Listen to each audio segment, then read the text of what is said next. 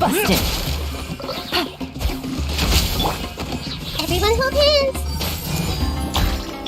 Our bond is strong!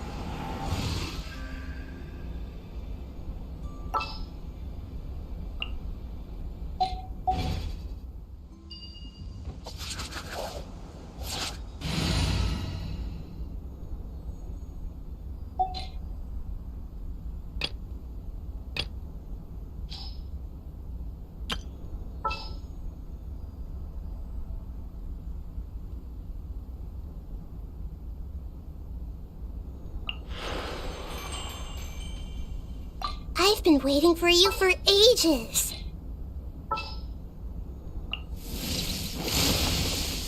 Stay close and you will live. Sure.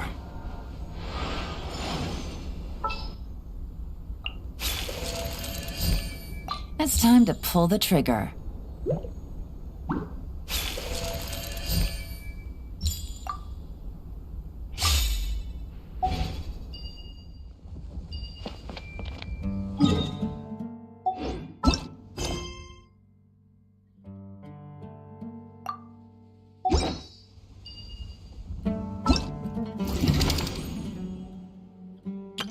Let the magic begin!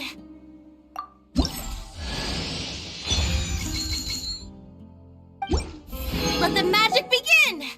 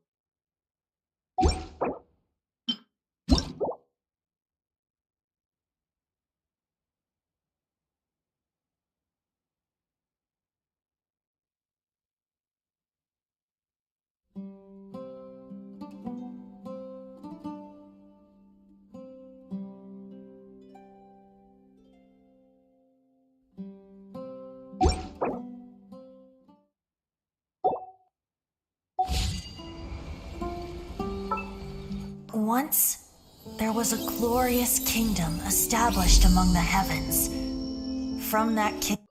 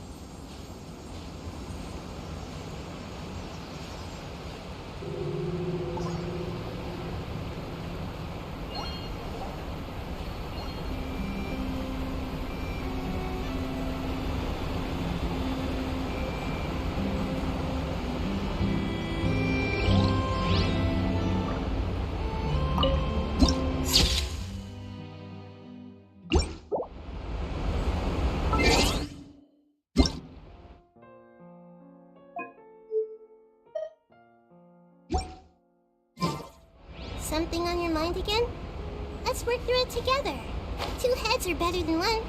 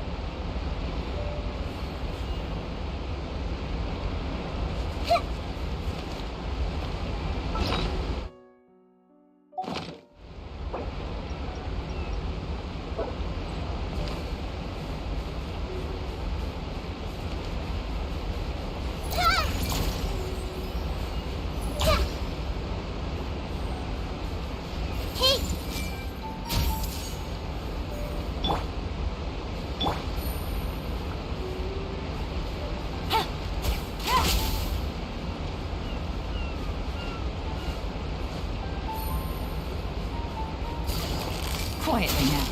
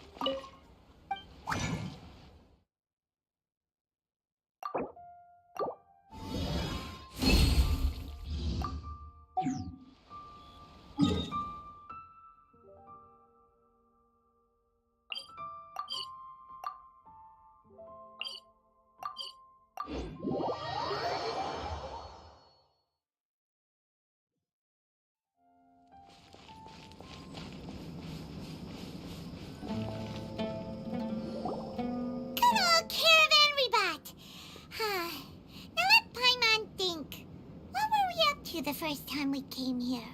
Oh, Paimon remembers!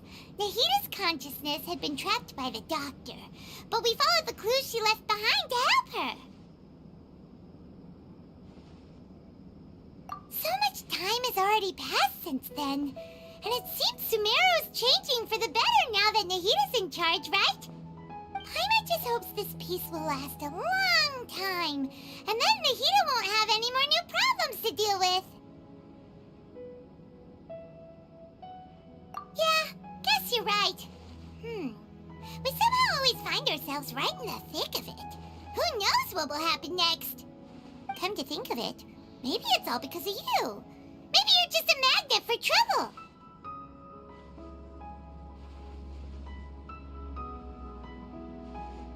Huh?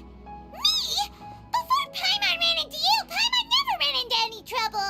At most, when she was super tired, Paimon got caught in some strange whirlpool and sucked out into sea. And even then, you fished Paimon out! Anyway, for Nahita's sake, maybe we should think about heading to our next destination for now. Ah, look who it is. Running into you in a place like this? I can see you two still love wandering around. Oh, it's Dia! Since when are we just wandering around? We're usually taking care of some serious business. Even though it may have nothing to do with our journey. But never mind that. What brings you here? I just finished a commission in the desert for a usual client of mine. Nothing too interesting. Just escorting a shipment of goods. I'm on my way to report back. That's when I saw you two all the way over there, chatting away. What were you two talking about anyway? Huh? You serious? Can't say I saw that coming. But you are travelers after all. I guess you'd never stay for too long in one place. Bumping into you like this will become a rarity. I'm starting to feel sad just thinking about it. Hey, how about I gather a few mercs to escort you two? What do you say? Thanks, but no need. Oh, Paimon had no clue you'd miss us so much. But don't worry, we'll come back to see everyone when we get a chance. Sounds good. All you need to do to get to Fontaine is cross this stretch of desert and navigate some waterways. Knowing you two, I'm sure it won't be anything you can't handle. So, when are you leaving? Oh, wait a sec. Paimon just remembered there are still a few dishes in Sumeru that Paimon hasn't tried yet. Now, where's that list Paimon made?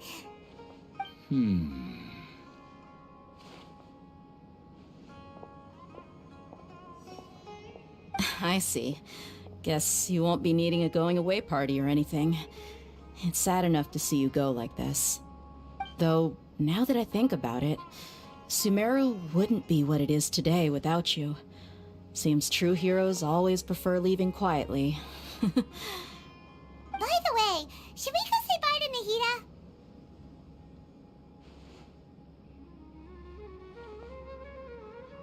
Oh, good point. Then there's no need to bother her in the real world. Then, I guess this is goodbye for now, Traveler in Paimon. Whether as a client or a friend, you're always welcome to come find me. Goodbye, Dia. Bye-bye, Sumeru.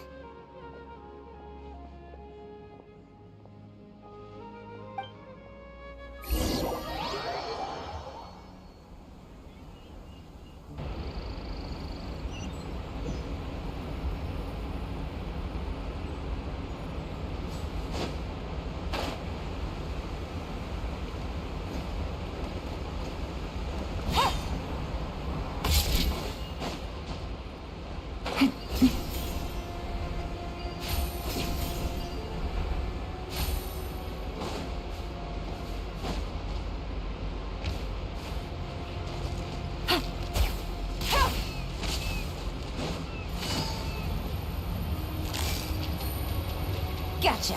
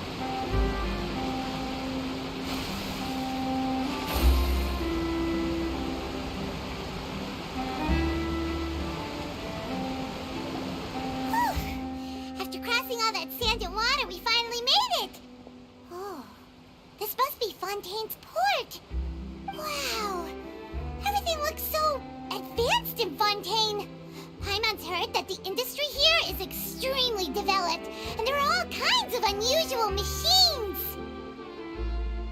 Just seeing the sights as a tourist is nice, but maybe it would be better if we found something to do. What do you think? Good idea! Nahida gave us loads of useful information. Seeking out the Seven is probably still our best source for information at this point. Yeah, the more we can learn, the better. So, what do you think the Hydro Archon's like? Will we get along? Nahida said that she has a very unique personality, whatever that means.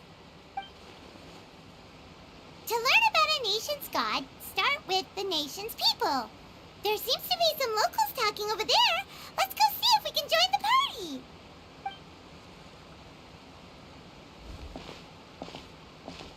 If you ask me, it's a tragedy how things ended for him. Clearly, he was a pretty decent person. Yeah, I didn't expect that kind of ending for him.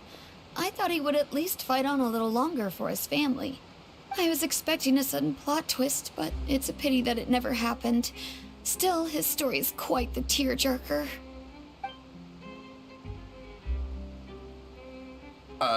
Excuse me. Can I help you two? I couldn't help but notice you standing here listening. Hi. We're travelers new to Fontaine, and we had something we wanted to ask, but you seemed to be really busy talking about some kind of play, so we didn't want to interrupt. Play? Oh, no. We're talking about something that really happened. In fact, it's a case that was just heard a few days ago. Really? Like, a real trial? But the way you were talking about it and the words you used just now made it sound like some kind of story. Well, good tales are often based on true stories, aren't they? And what you see in reality may also be someone deliberately putting on an act while harboring ulterior motives. Whether something is true or not simply isn't that important. The main thing is whether the story being acted out on the stage is splendid enough. Oh, but it looks like you're not from around here. You probably don't know that the Fontaine Court of Justice is called the Opera Epiclese, or more commonly known as just the Opera House. But, shouldn't court cases be treated a little more seriously than that?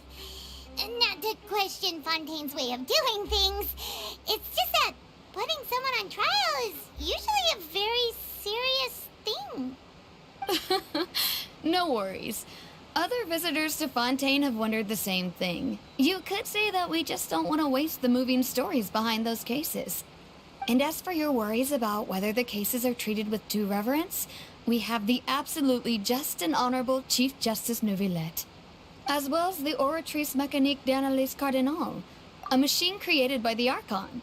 Between the machine and the Chief Justice, false charges and injustice are a thing of the past now.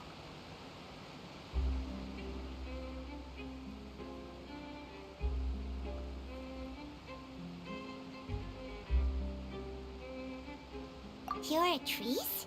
Is it some kind of machine, too? Oh, Paimon's curious. We should check it out if we get the chance. Wait, Paimon almost forgot to ask you our question. Do you know what we should do if we want to meet the Hydro Archon? Oh, that's easy. Just go to the Opera House. Lady Farina practically lives there. You could definitely say it's her biggest passion. I think what they mean is that they wish to speak with the Archon personally. In that case, I am afraid it's going to be a tad more difficult. You'll have to make an appointment well in advance, and it'll depend on whether or not she has any time slots available. Huh. Is the Hydro Archon super busy taking care of official stuff? Wait, didn't you say that she's always at the Opera House? No. Lady Farina seldom takes an interest with the nation's affairs. The reason it's difficult to make an appointment is simply because she's incredibly popular.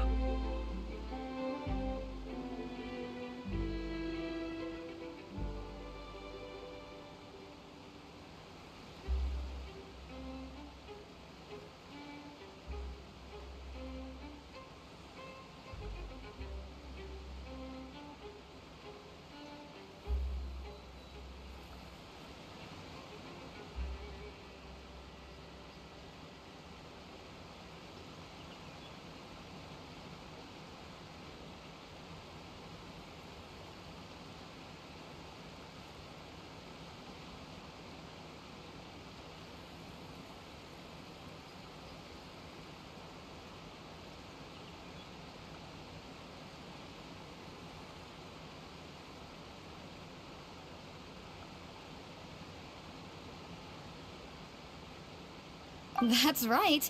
After all, she is the Archon. Though she may tend to get a little dramatic from time to time, people can't get enough of her. Huh. First time Paimon's ever heard of an Archon being described that way before. Wait! Paimon gets now! The Hydro Archon is kinda like a big celebrity here, right?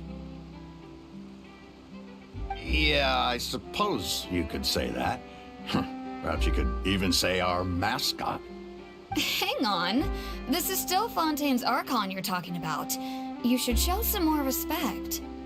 Yes, you're right. I guess I should at least try to be a little more respectful in front of visitors. Otherwise, I might get arrested and find myself face to face with Monsieur Neuvillette. Come on. Sure, there's a lot of laws here, but nobody's going to be arrested for saying something disrespectful about the Hydro Archon. Alright, I think we get it. Thank you!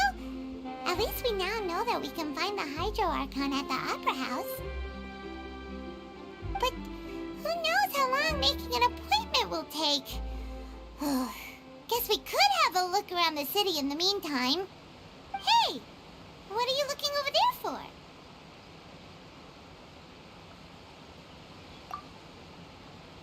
Huh. Maybe something's the matter. She isn't going to jump into the water, is she? Maybe we better go check on her.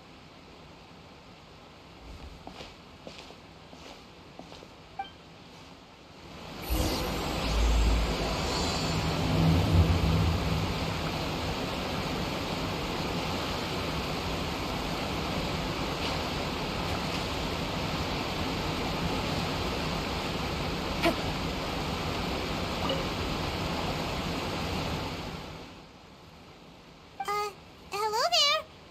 Excuse me. Are you alright? Huh? Ah, I'm fine. Thanks. Oh, okay then. We just noticed that you seem to be worried about something. About many things, actually. But there's nothing I can do but just keep my troubles to myself. I was just reminiscing about a place my brother and I would play when we were kids. It was just atop that hill over there. See? You're pointing at the sea. Wait, are you saying that you and your brother lived in the water? No people call the waters around Fontaine a sea. It's actually just an inland lake that's filled with fresh water. And no, I can still see that hill clearly in my memories. Now, it's been completely submerged. He would skip and jump, tossing sand in the wind. The sun shone brightly, and the air was filled with the scent of the sea. But now, the water is gradually swallowing our memories. It won't be long before it swallows us. Sorry. Paimon doesn't really get what you mean. Ah, I don't believe we've had the pleasure of meeting. Are you Lynette's new friends? Oh, and you are? Thanks for looking after my sister. She often comes here to reminisce about our childhood, that's all. There's no need for any concern.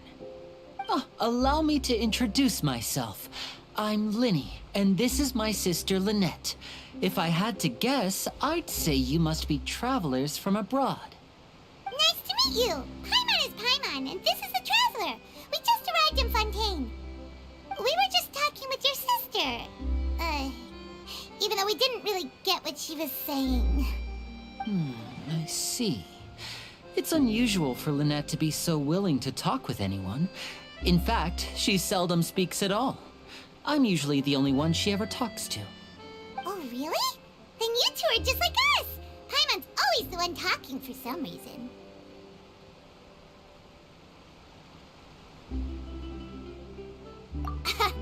So that's how you think it is? I also think my brother can be too talkative at times. Seems you were right, Paimon. We are quite similar. So, what did Lynette mean just now when she said that the water is engulfing your memories, and that it won't be long before it engulfs you too? Oh, that. It's from a prophecy that's been circulating in Fontaine for some time now. Well, I suppose prophecy isn't exactly the right word, because that implies a certain amount of uncertainty. There's no doubt about what's happening in Fontaine now. Where to begin? Let's put that question on hold for a moment. We still haven't formally greeted each other yet, have we? Did all the introductions earlier not count? Hello, traveler.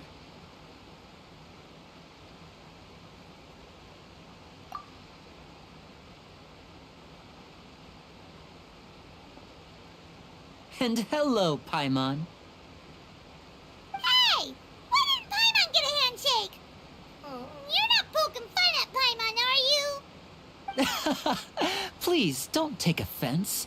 Just consider it a sort of etiquette we have here in Fontaine when making new friends. You should remember it. It might prove useful. Oh, all right then. Well, Paimon's just happy to have a local friend now. By the way, we were just getting ready to go to the Opera House to meet the Hydro Archon. Would you be able to show us the way? So you're going to see Lady Farina? No problem at all. In fact, I was planning to go to the Opera House later myself. I'll gladly take you once I finish things here. Please, follow me.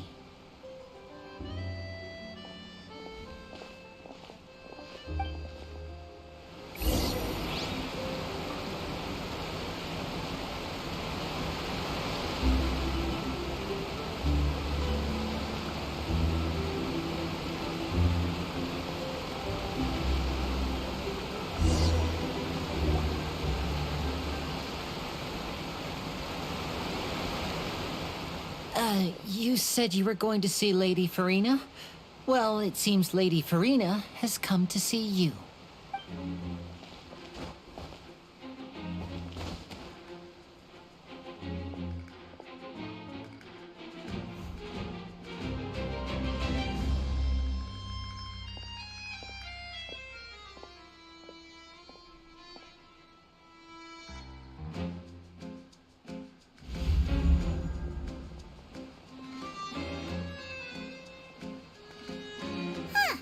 So, she's the Hydro Archon? But how did she know we were looking for her? My dear people, rich and poor, those with cup in hand and those with nothing at all, raise your glasses in celebration. If you don't have one, then just raise your hand in lieu.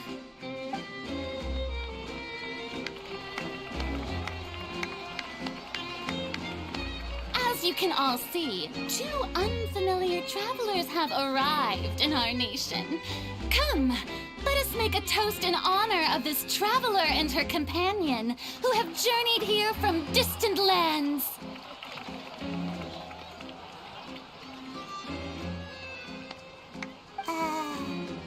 Is she talking about us?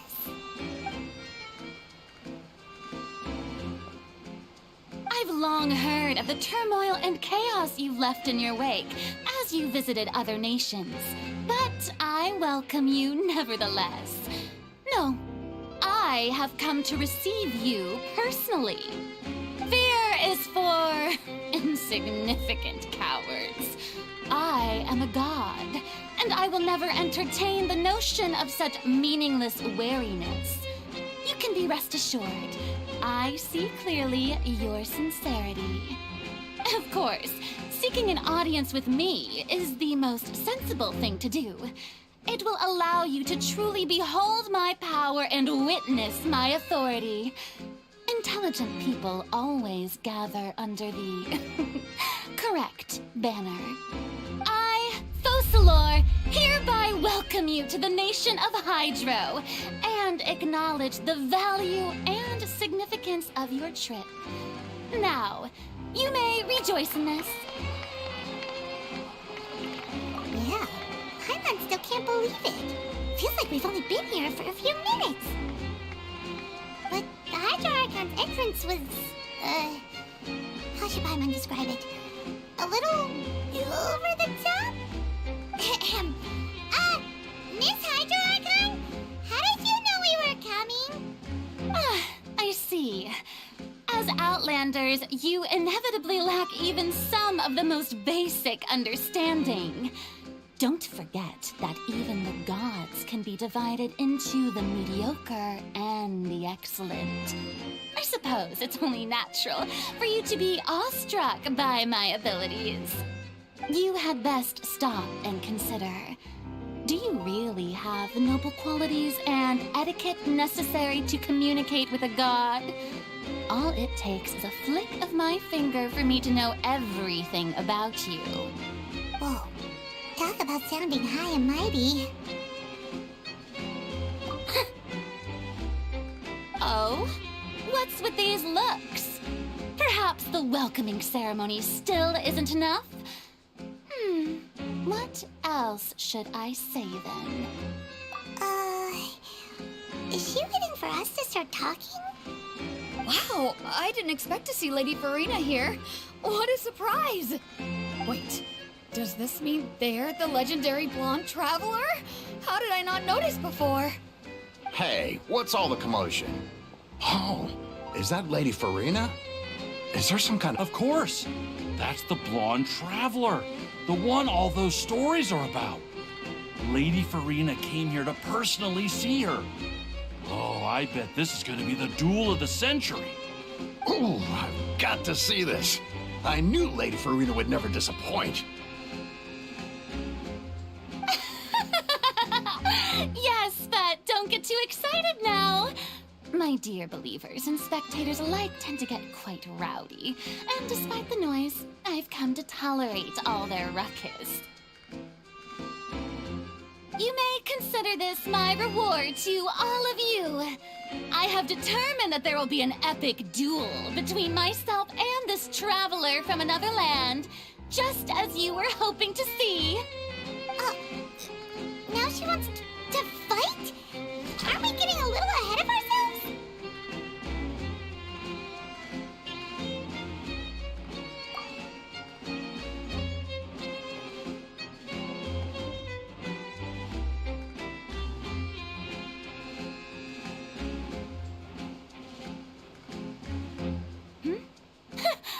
Are you not afraid? Might I remind you that this is a duel against the divine? What are you trying to do, traveler? Provoking a god in front of her people? Stand down, Clorend. I admire her bravery. Few have the courage to draw their sword against a god. She is obviously a true warrior. Unfortunately, people nowadays only crave to be thrilled, and a mere duel will not slake their thirst for excitement. Huh. Yeah, she's right. Just a duel wouldn't be all that interesting. On Araneus, criminals are always requesting duels to defend their honor. I'm getting a bit old, to tell the truth. You see. Then, as the god of justice, I shall face this traveler in another kind of duel. A duel in court! Whoa, all right! Now that'll be worth seeing! Right. This is Fontaine, after all. Such a grand opera house, it would be a pity not to use it. Why do you care so much about the crowd's reactions? Seems you've spent a little too much time in the opera house. Besides, how exactly do you plan to have a duel in court? You mean you're going to put us on trial?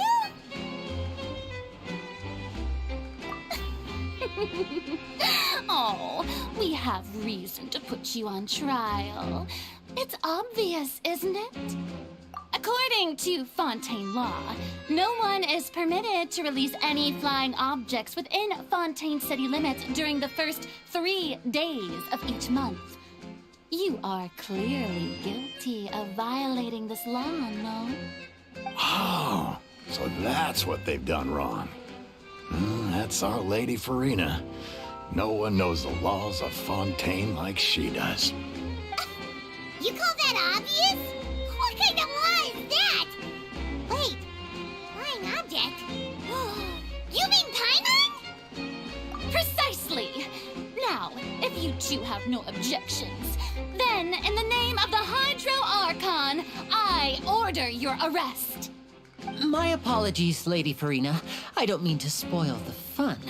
But if you would allow me to interject, I don't think that Paimon here meets the definition of a flying object. You tell her, Linny! Finally someone who's not crazy. How could anyone call Paimon a flying object? Ah, great magician Linny, my beloved citizen. I'll permit you to object, but how exactly do you plan to prove your claim? As a magician who just rained on your parade, I naturally should shoulder the responsibility of saving the show. So, with such an audience gathered here, allow me to perform a trick for everyone.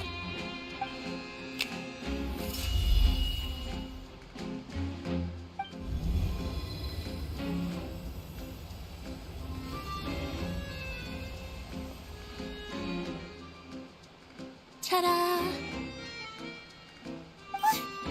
What's that on Paimon's back? Hey, when did you do that?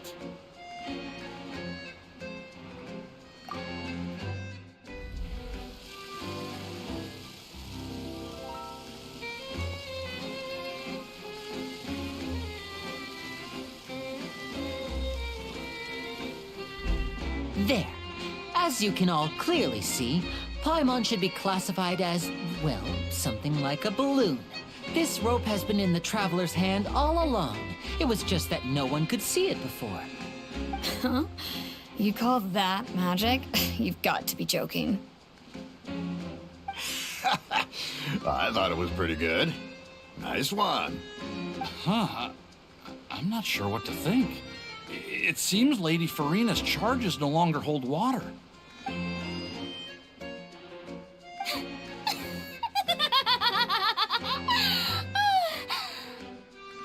Amusing. Very amusing, Linny. Just the sort of unexpected twist that I enjoy. With you here, today's performance can finally be called complete. Performance? You see all this as a performance? In which case, consider the matter of your trial resolved. The god of justice will not bring charges against an innocent person. But when there are valid grounds, I will not only judge travelers from abroad, but even the gods of other lands. I look forward to seeing your upcoming performance at the Opera House, Mr. Linny and Miss Lynette. That's enough for now. Toodaloo!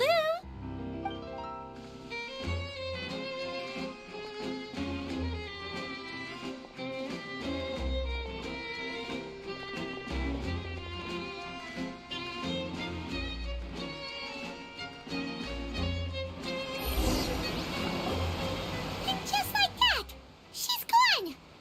Well, that's the most unpredictable Archon Paimon's ever seen. We never even had a chance to ask her anything. But that's a problem for future Paimon.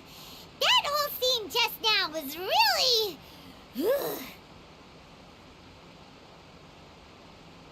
Don't mention it. I just happened to remember that there was such a law, so I did a little preparation, just in case. I didn't think it would actually come in handy. So, now do you see what kind of god Lady Farina is?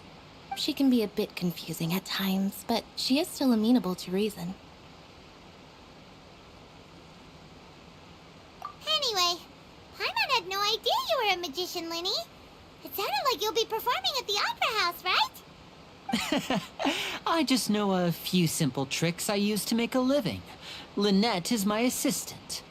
It will actually be my first time performing on the most prestigious stage in Fontaine, the Opera House. But isn't the Opera House where criminal trials are held in Fontaine? When there are no public trials being held, the Opera House hosts a variety of other performances. To the people of Fontaine, the line between a trial and a performance can be a little blurred. And speaking of performances, I would be remiss to forego this opportunity gifted by fate. Might I invite the two of you to see my performance? My brother's always excited to make new friends. Oh, sure. We don't really have anything to do now, and we wanted to go the Opera House anyway. Splendid. In that case, why don't we go together? I'll show you the way. I just have something to take care of first. You really mean it? Then I'll take you up on your offer. This is a magical item known as a magic pocket. Perhaps you can help me distribute them to the people here. Huh? What are they going to use it for? About that... You asked me before about the prophecy, right? Let me start by telling you a little more about what it entails. I'm not sure exactly when it began, but a prophecy has been circulating around Fontaine. It says that every person in Fontaine is born with sin. No matter how the nation of justice holds trial after trial, this sin cannot be absolved. Until one day, the water levels in Fontaine will rise, and the sinful people will slowly be drowned. In the end, the people will all be dissolved into the waters, and only the Hydro Archon will remain, weeping on her throne. Only then will the sins of the people of Fontaine be washed away. That sounds pretty gloomy. Why are people in Fontaine born with sin? What is that supposed to mean? There are lots of guesses. Some say that the ancestors of Fontaine stole the power of the seas and stirred its wrath. Others say that the people of Fontaine never heeded the first Hydro Archon's warnings and offended Celestia. But here in Fontaine, evidence is what matters. There hasn't been concrete evidence for any of these claims, so they can only be regarded as conjecture. If even the people in Fontaine don't know what sin they committed, wouldn't it be better just to ignore the prophecy completely? Why bother feeling guilty all the time? That's exactly what the people did at first. But in the last few years, the water levels in Fontaine have actually started rising.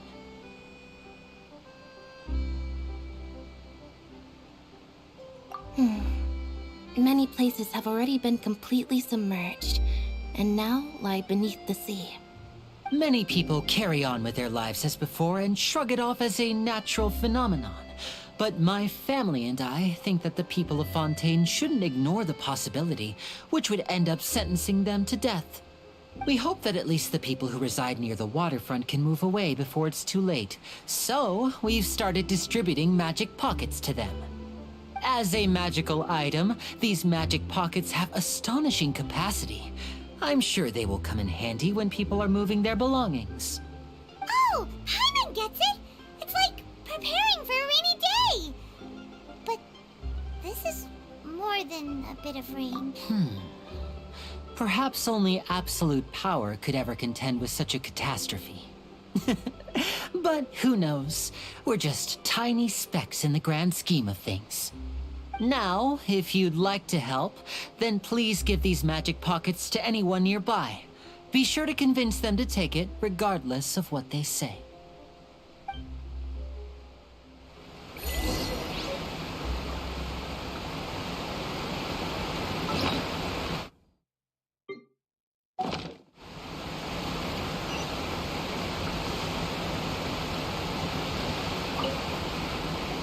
What's this? So you also believe in the prophecy. Keep it. I won't have any use for it. What? You mean you don't believe in the prophecy? No, I believe in the prophecy. But I also believe in another story. The story says that people once lived in the ocean.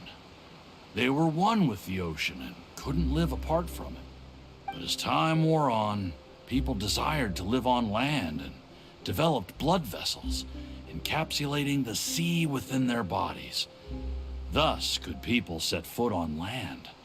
So, if you ask me, when the water rises and takes us all, it'll be like we're going home. Oh, we hadn't heard that one before. But people can't live underwater. They'll die. You should probably still take it. All right, I'll take it. I guess I just feel that being dissolved into the water doesn't necessarily mean death.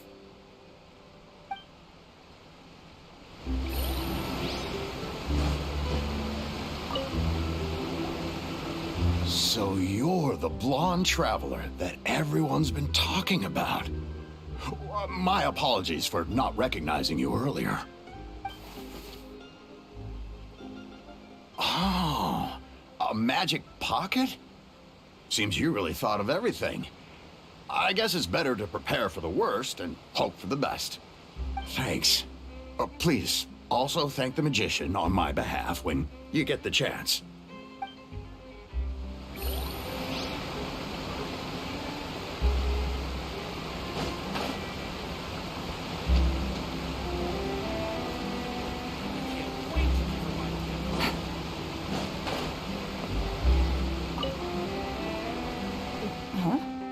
I don't want that thing.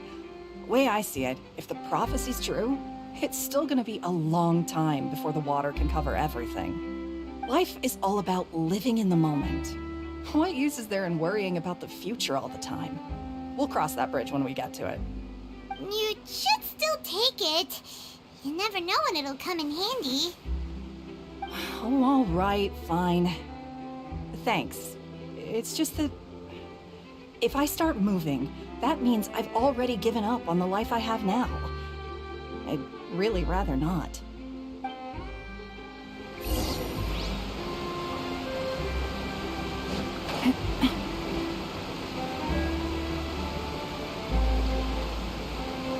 Oh? You already handed out all of the magic pockets? That was fast. So, what did people have to say? I bet you heard some, interesting opinions. Yes, but that will change once disaster strikes.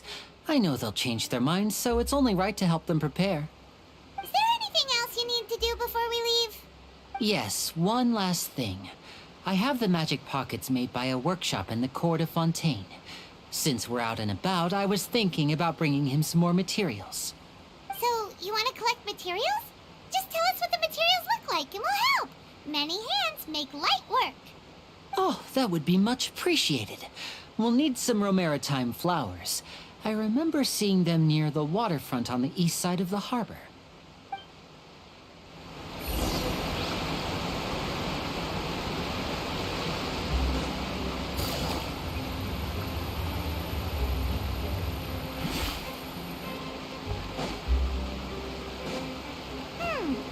It seems we have to use Hydro to collect romaritime flowers.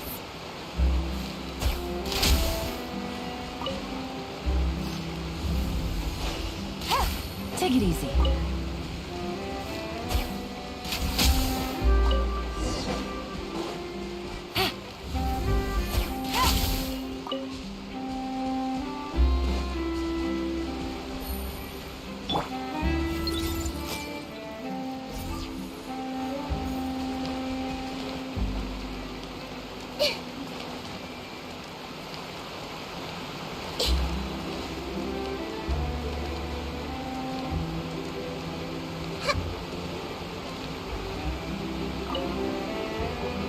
You made quick work of that. I can tell you're an experienced traveler. I've also finished collecting a few here.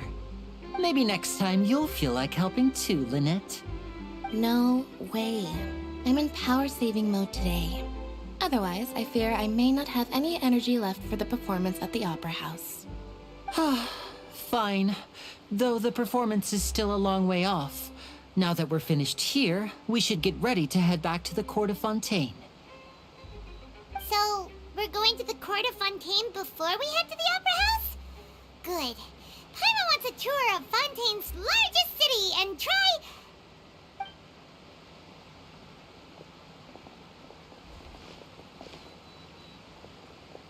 Wait, shh.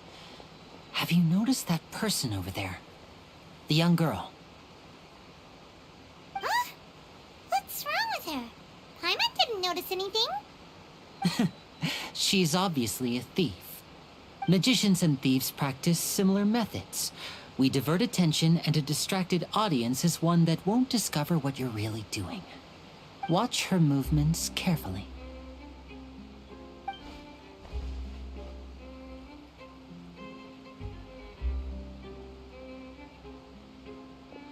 Oh, he's right! Shh, keep your voice down. We need to think of a way to catch her, but it seems she's very alert. Perhaps we should split up. You two can ride the lift over there and wait up top. I bet that'll be her escape route if she tries to run. All right, let's go.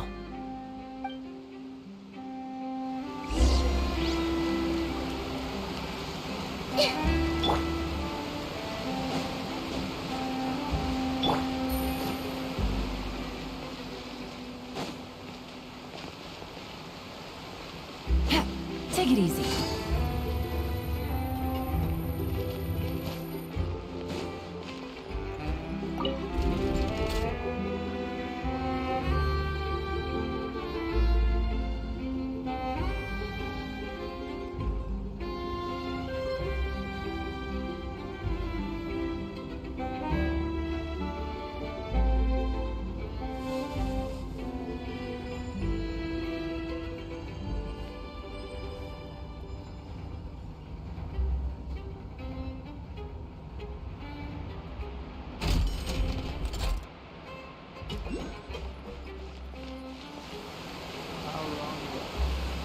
This is the spot where Linny wanted us to wait. Oh, look! Isn't that her?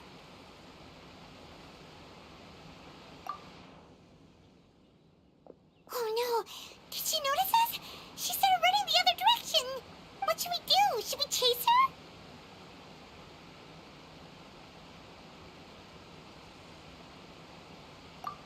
You're right. She might also be trying to lure us away. Nothing's happened for a while now. Paimon wonders if Linny caught the thief. Yeah, let's go.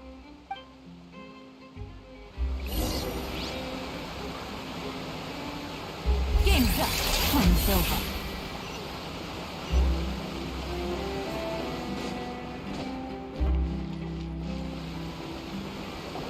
Are you sure that's all she took? You should check to make sure you're not missing anything else. No, that was all. Oh, I can't thank you enough. I didn't notice a thing earlier. Anyway, I should be going now. Thanks again. Oh, were you returning what the thief had stolen? That's right. Pity I wasn't able to catch her. She distracted me by dropping the thing she stole on the ground. By the time I looked back, she was already gone. I saw the general direction she went, but Linny twisted his ankle, and I needed to make sure he was okay. Oh, did you get hurt, Linny? I'll be all right. It's just a twisted ankle, that's all. In fact, it's feeling better already. If you want to play at being a hero, at least try not to get hurt doing it. Imagine what would happen if you managed to derail our performance as a result. You're right. Sorry, Lynette. I have to admit that the thief was even more skilled than I had anticipated. But at least we were able to get the stolen items back, so it wasn't a complete failure. What a slippery little thief. Guess things turned out all right in the end, though. Linny's initiative paid off. All right, let's put this little detour behind us. We should go to the court of Fontaine now.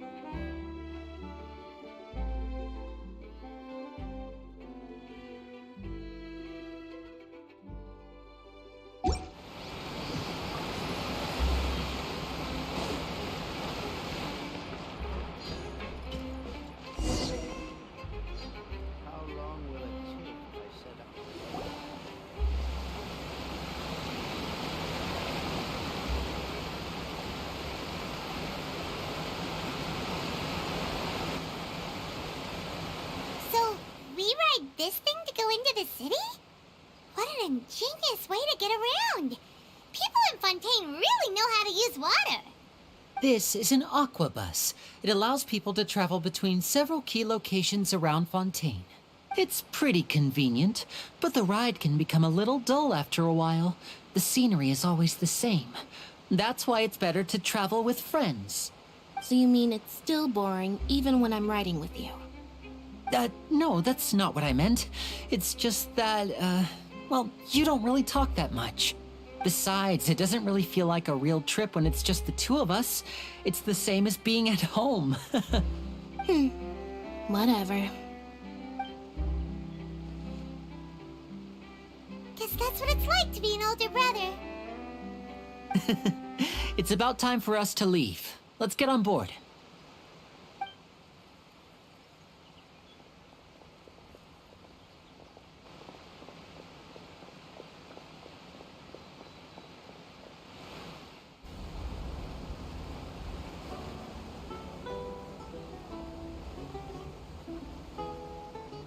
Huh? What? Traveler! Paimon! Charlotte! Oh, I'd never guessed I'd bump into you while riding the aquabus. In the story of my life, this is big news. What are you doing in Fontaine? I didn't hear anything about you paying us a visit. Yeah, it's quite the coincidence. But as travelers, we're always on the move. It's not surprising that nobody knew we were coming. Though we still have no idea how the Hydro Archon knew about us. Oh, let Paimon introduce you to our new friends! Oh, no need for introductions, Paimon. I would recognize the great magician Linny and his assistant Lynette anywhere. I wouldn't be much of a reporter if I didn't know who they were. It's a pleasure to meet you. I'm Charlotte, a reporter for the Steambird. Nice to meet you. From the Steambird, huh? We've often relied on your paper to promote our performances. It's an honor to meet you. Now that everyone knows each other, Fontaine suddenly doesn't feel like such an unfamiliar place. So, what have you been up to lately, Charlotte? Any big news? Not too much. When there isn't any breaking news, I mainly cover the trials at the Opera House. You could still manage to keep readers' attention as long as you tell things from a clever enough angle, even if it's the same old topics. For example, reporting on how a scammer once deceived vulnerable girls into relationships, or how a financial criminal was once so poor that they ate a single piece of bread for 5 days. You're right. Seems you know me pretty well. What I'm really after is exclusive, sensational news pieces that could shake the country. These smaller stories are a waste of my talents. Oh, I just remembered. I've been following a case lately. Well, a series of cases, actually. You mean the serial disappearances of young women case? That's right. These stories are the talk of the town right now, and it's probably the most mysterious case we've ever seen. If I'm the first with a draft ready to publish when the case is finally cracked, and it's the headline story in the Steambird, oh, when that happens, I bet all the other reporters will shed tears of envy. I've already gathered all kinds of materials. I just can't wait for the truth to be revealed. So, what is the serial disappearances of young women case? You mean the culprit hasn't been found? That's right. The first missing girl case happened almost 20 years ago. And ever since, after a period of time, another girl disappears. What the cases have in common is that the girls are all of a similar age, and that they've all vanished without a trace. But the scariest part is that to this day, none of the girls have ever been found. Many suspects have been arrested over the years in connection with this case, but shortly after each arrest, another disappearance would always happen. Yes, it's possible. But either way, I believe that every case has some precise truth behind it, waiting to be exposed. Yes, I agree. And at the very least, the family of those missing girls deserves some sort of explanation. I just imagined for a second what I would do if Lynette were to suddenly disappear. I'd pay any price to get her back, and then find a way to track down the culprit. Please don't imagine that, Lenny.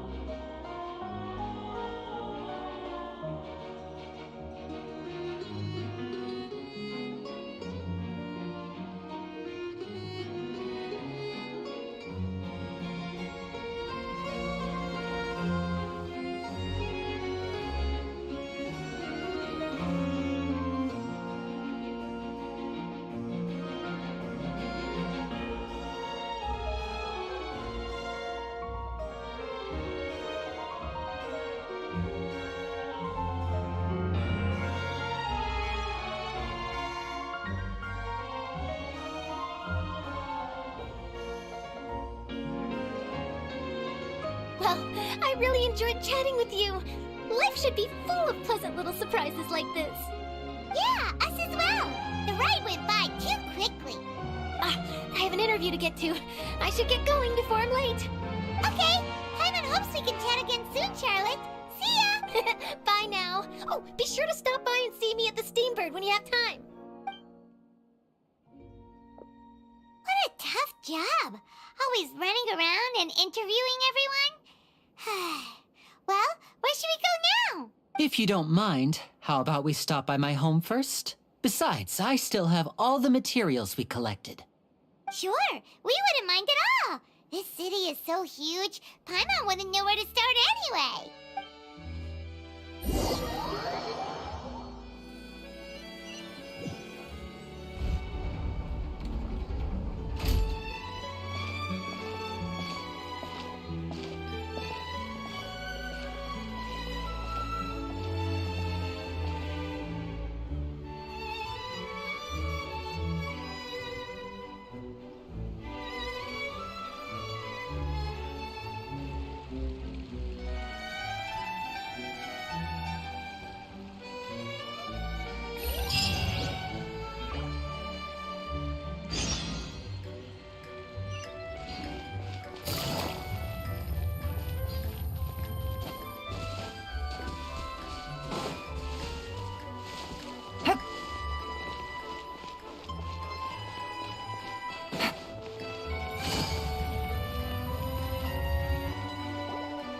This is our current abode.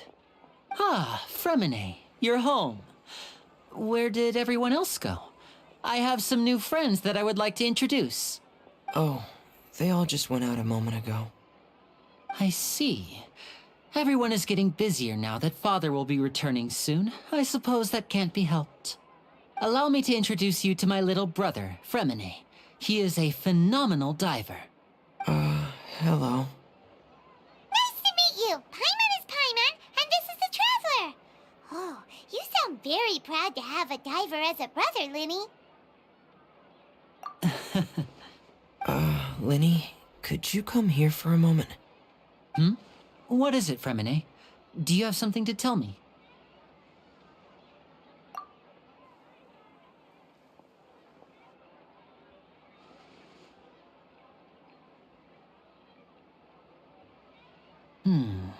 Okay, I see.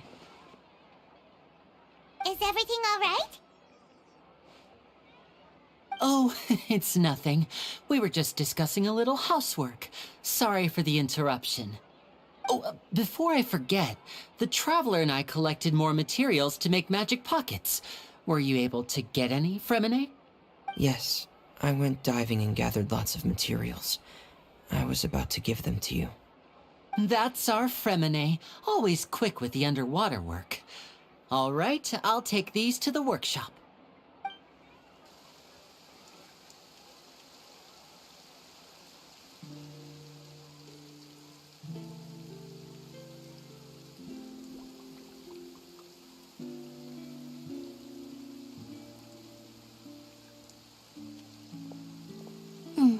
Looks like rain.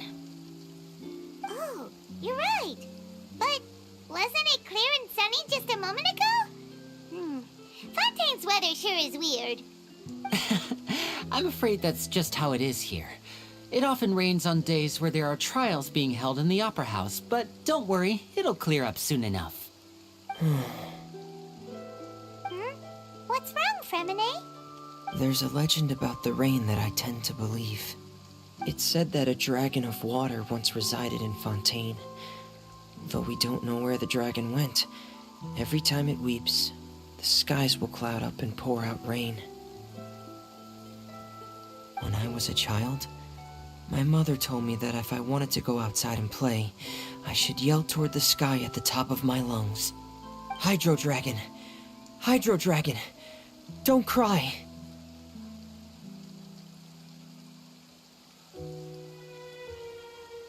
If it's an elemental dragon, then having the power to make it rain wouldn't be very unusual. Let Paimon try something.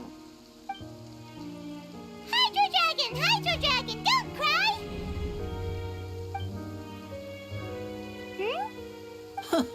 Doesn't seem to be of any use. It is just a legend after all. You know, you might be a more popular magician if you understood the concept of romanticism. Or could at least play along. Sorry. It might be because we've never met the Hydro Dragon. Perhaps it can't be comforted by the words of strangers.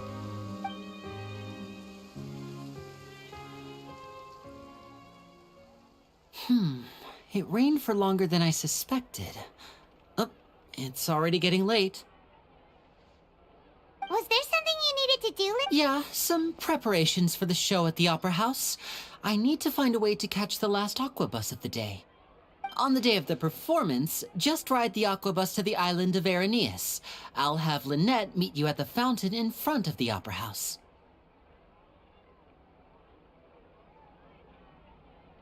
Oh, are you leaving now? What is it, Fremine? I'm in a hurry. Oh, I get it. You feel nervous delivering the materials for the magic pockets, is that it? Perhaps we could trouble the Traveler to help us take these materials to the Beaumont workshop and deliver them to the owner there? I'm afraid that Fremine can be quite introverted, and the boss there tends to be pretty talkative. Fremine has always been a little afraid of her. No trouble at all. Don't worry, we're on the case. Sorry for the inconvenience. I'm quite useless when it comes to such tasks. I'll think of a way to make it up to you. Oh, no need. This will be a walk in the park for us.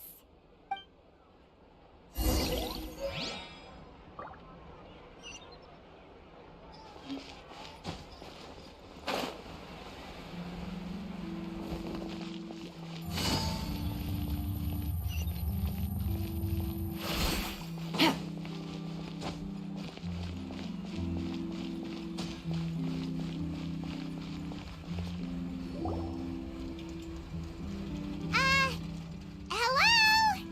Is there anyone here? Oh, hello there. New customers? Looking to buy, or do you need something made? Or perhaps you're just looking for a chat with me. Oh no, we're just here to deliver some materials. Here they are. They're for making... what were they called again? Ah, these must be for magic pockets. I could tell right away. I've already made several orders worth now. No need. They've already prepaid several batches worth. When they told me what they'd be using them for, I even offered them a discount.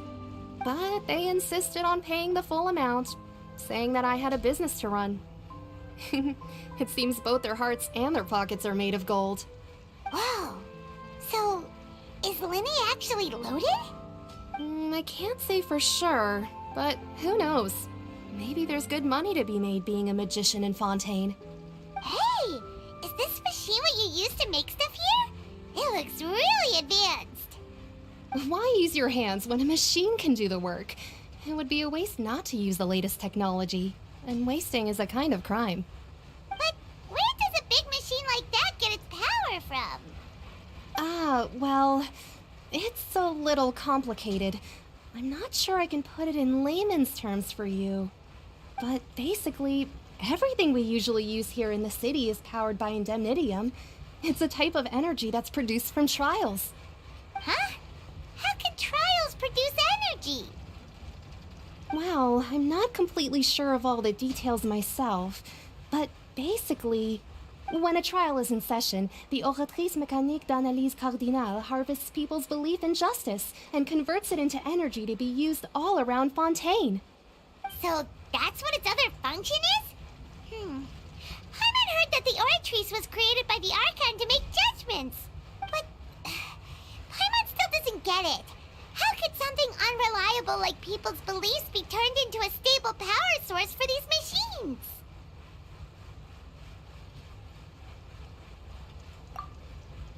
Oh, yeah! So that means the Hydro Archon relies on the machine to take the energy created by belief and turn it into power for all of Fontaine, right? Even though I've never heard anyone really put it that way before, it sounds like it makes sense. Besides indemnitium, we have another type of energy called pneumosia. It isn't produced by the power of the Archon, but it is unstable by nature. Even now, it still cannot be widely used by civilians. I thought I'd find you hard at work, but here you are chatting the day away. Since you're already talking, I'm sure you wouldn't mind a few words with me. You again? Didn't I already promise you that I'd have the more I owe to Confrérie of Cabriere by next month? Why are you hounding me now? Yeah, but how do we know that you won't go running off by the end of this month? I want 50% today. Wait, no, 70%. Huh? Seems business isn't so great for the workshop. We've already finished our job and delivered the materials. Maybe now's a good time to leave? Hey, hold on. Before you go around trying to collect payments, why don't you settle your own debts first? If Confrérie of Cabriere wants to poach clients from Northland Bank, that's fine. But I'm afraid you still owe the bank a hefty sum of mora. So why don't we work things out between us first, before you get back to your little conversation here? You're from Northland Bank. But we said we'll pay everything we owe next month. Why are you hounding me now? Traveler, Paimon! I didn't think I'd run into you here in Fontaine. What are the chances? We're surprised to see you too! What are you doing here in Fontaine? You didn't want to stay in Snezhnaya?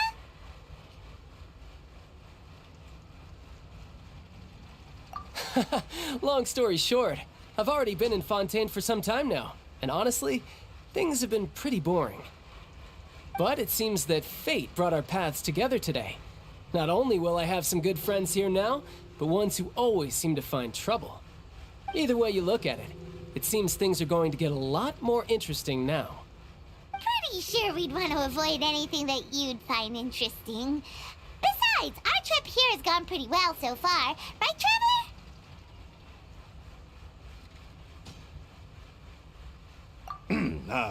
Hey, you, Northland Bank boy. Aren't you forgetting something? Don't interrupt.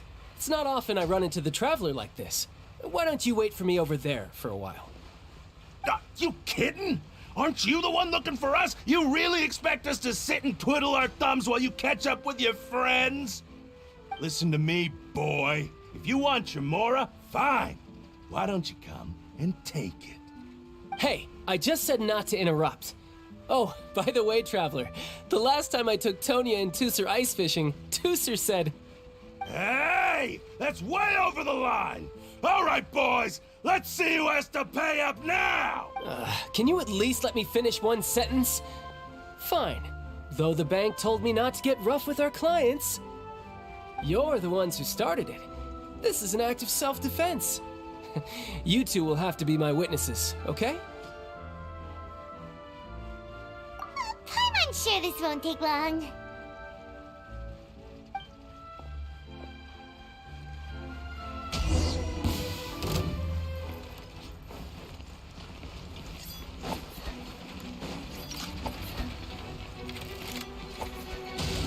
No time to lose. Brace yourself. This is gonna hurt.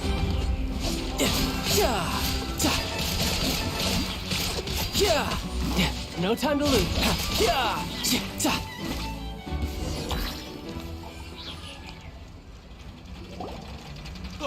What's your deal, Brad?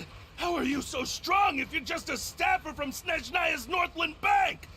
Wait, don't tell me you're... Oh, now you notice. It's a little late, don't you think? Just make sure you understand that you don't mess with Northland Bank. Got it?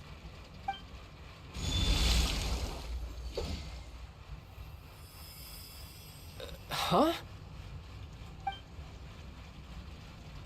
Now's my chance!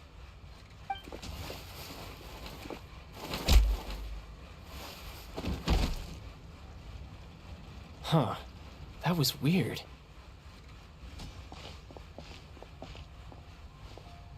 I'm not sure. It's as if I suddenly lost control of my hydro powers when I needed them. Maybe there's something wrong with my vision? Strange. How could that happen? First time Paimon's ever heard of someone losing control of their vision. Never mind. It doesn't matter. If I want to stay sharp, I shouldn't be relying too much on my vision anyway. Besides, I always have my delusion in case I need it.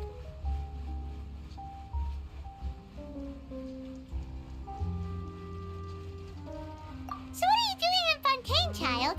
And don't say it's work for Northland Bank. Well, I guess it's because I've been in a bad mood lately. Huh? What kind of reason is that?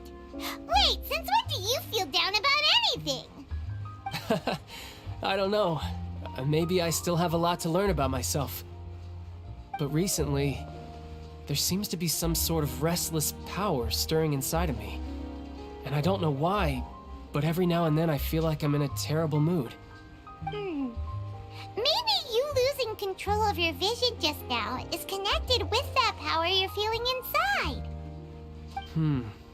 That is a possibility.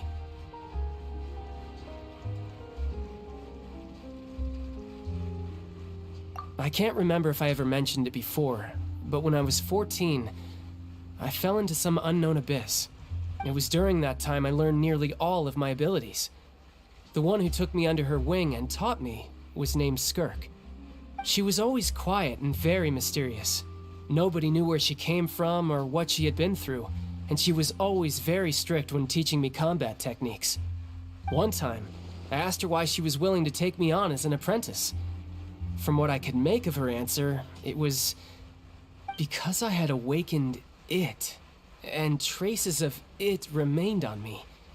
She said that all my combat training would be useful in the future. But what is it? What did you awaken? She never explained that, but my guess is that it's related to a dream I saw when I had just fallen into that abyss. In my dream, I was in the deepest depths of the sea, and the boundless seabed was all around me. But in front of me appeared a whale that was so massive, I felt like I couldn't breathe. A whale? Oh, that sounds familiar! When we fought against you before, you summoned a huge whale that seemed to leap at us. Is that the one? That's just an abstract form of a whale that I create using my elemental powers. It takes that shape because the scene I dreamt of the whale has always been stuck in my mind. I'll never forget it. So you used the whale as inspiration for one of your moves? Huh. Seems a little twisted to Paimon. So why don't you just go ask your master? Maybe she knows the answer. You make it sound so easy. Ever since the incident I experienced there, I've never stopped searching for Master Skirk and that unknown abyss. But it's been years now, and I've still found nothing. There isn't even a trace of the place where I remember falling into the abyss. Oh, it sounds like some kind of ghost story. Yeah, I'm out of leads at this point, but there's nothing more I can do. It seems that strange encounters in this world tend to be elusive like that. Oh, seems the time really flies when I'm talking with you. I just remembered I have somewhere else I need to be, so I should get going. What? More work for the Northland Bank? No, it's more of a personal appointment. Lately, I've been sparring with some of Fontaine's official champion duelists whenever I'm feeling bored. Official champion duelists? You mean it's their job to duel? Yep, in Fontaine, before a criminal goes to court, they're given one chance to defend their honor by requesting a duel with an official champion duelist. The champion duelists are all-powerful fighters selected from among the nation's best, and the duel itself is a no-holds-barred fight with no specified stopping point. So engaging in such a duel is regarded as a symbol of defending your honor. If a criminal manages to win the duel, they'll be acquitted, but if they lose, they'll have no choice but to stand trial. And the worst-case scenario is that you're simply killed in the duel. Though it's rumored that Fontaine has a death penalty, from what I can tell, no one has ever been officially sentenced to death. So really, the only people who opt to duel are those who have suffered a grave injustice in being accused, or those who greatly value their honor. Otherwise, why gamble with your life? So, do many people actually get out of their trials by winning the duel?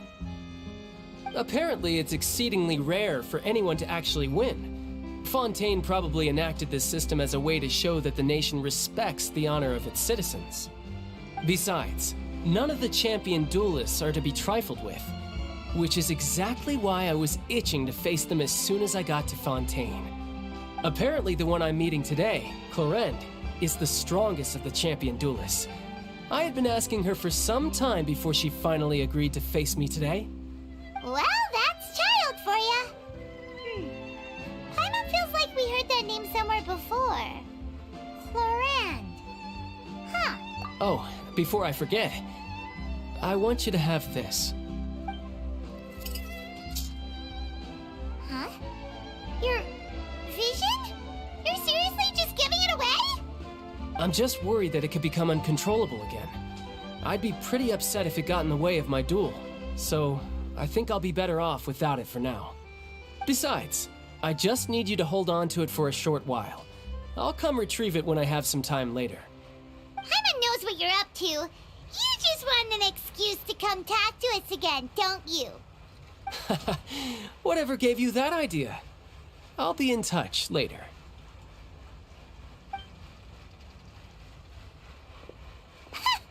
That sneaky guy. He said he's been feeling down lately, but he seemed the same as ever to Paimon. Well, since we don't have much to do for now, we might as well walk around and see the city before Lenny's performance.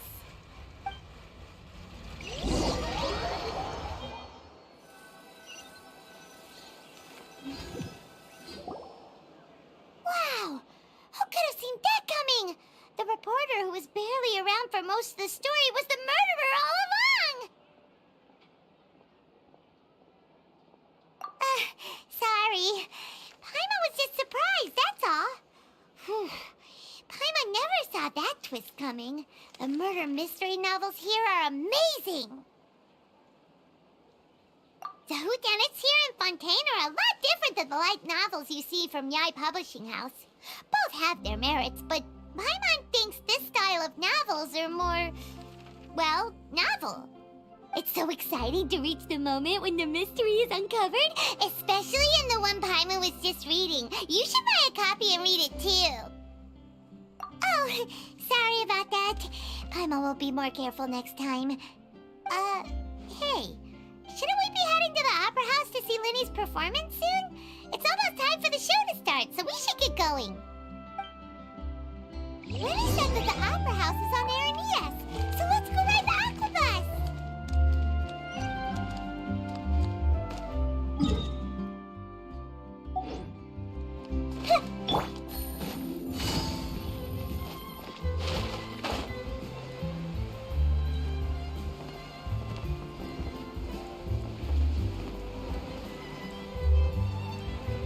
Take it easy.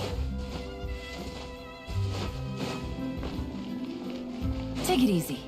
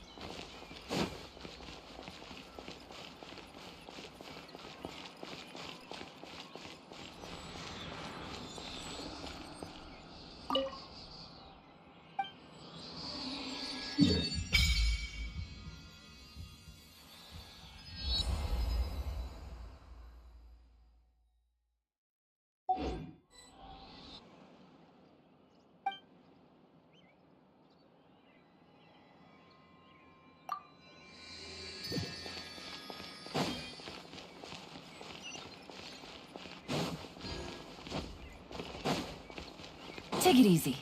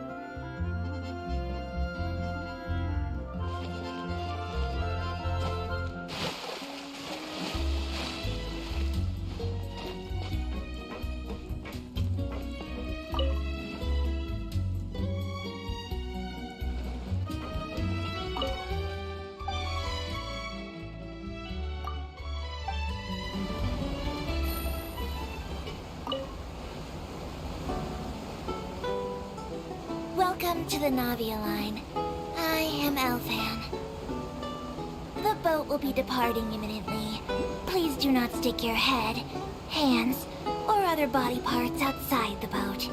The Aquabus operator is not responsible for any accidents or injuries resulting from doing so. Also, please remember to buy the Steambird, though I don't read it myself. The destination of the current tour is Erinias. Points of interest worth visiting include the Fountain of Lucine and the Opera Epiclese. If you look to the left in the direction we are currently traveling, you will see the famous Fontaine Research Institute up in the sky. An experiment gone wrong turned new sightseeing opportunity. Human ingenuity truly is a wondrous thing.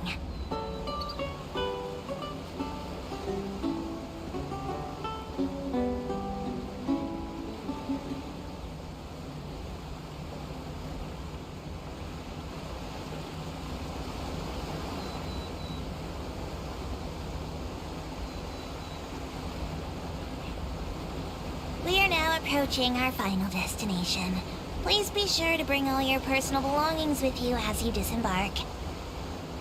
Even though I will take any forgotten items to the Lost and Found, the paperwork is rather annoying, as Melusine hands are not suitable for grasping pens. Please be careful when disembarking.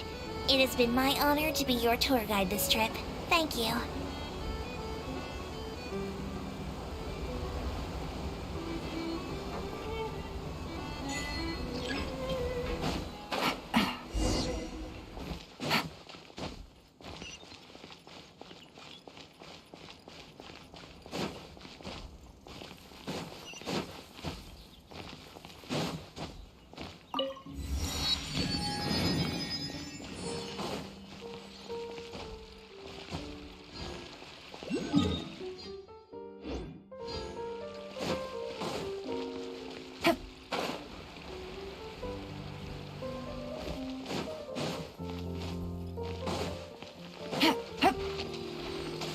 Take it easy.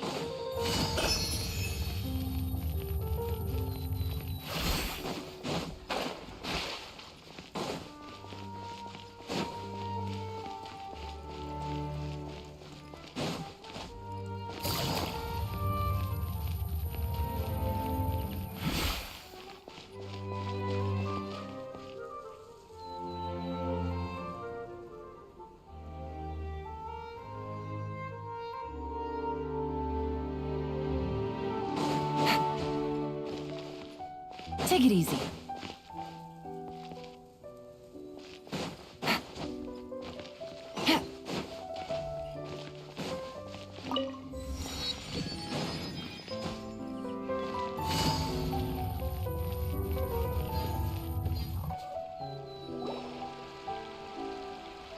Whoa!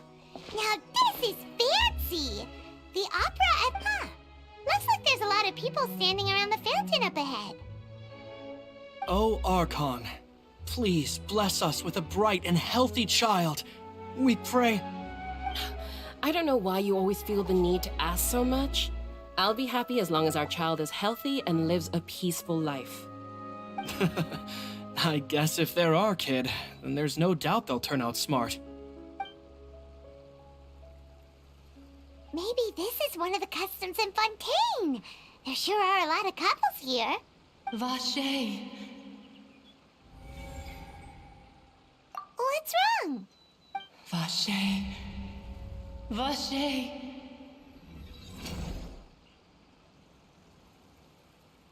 No, Paimon didn't say anything. Are you hearing things? Welcome to the Fountain of Lucine. All the water flowing through Fontaine converges here. It's customary for newlyweds to come here and wish for children. Ah! Lynette! You scared Paimon! Why did you get here? When he asked me to wait here for you, remember? Ah, right. What do you mean? There are a lot of people here right now.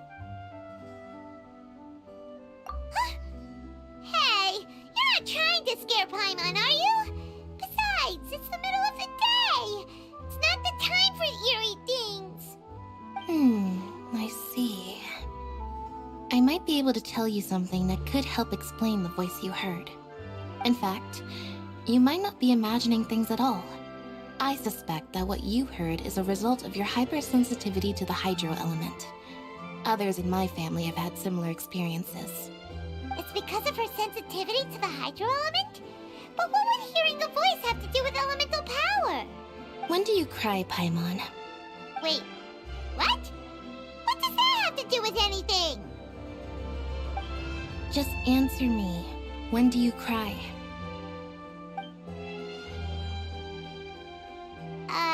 When Paimon's really sad? Oh, and when Paimon's super happy. Oh, and also when Paimon's really, really scared. Then you should understand that tears contain your most intense emotions. Like I just mentioned, the Fountain of Lucine is where all the flowing water in Fontaine converges. Even the tears that fall to the ground will eventually gather here. So maybe what you heard was the intense emotion coming from someone's tears.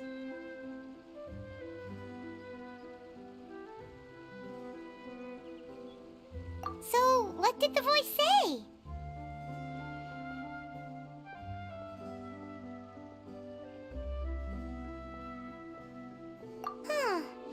If you were hearing their emotions, then Paimon wonders what happened to them. Rather than worrying about them, we should worry about my brother first. Don't let that calm look of his fool you. He tends to get pretty nervous just before a performance. So chatting with Linny might help him relax a little before he goes on stage. Oh, right. That makes sense. Let's go in and see Linny.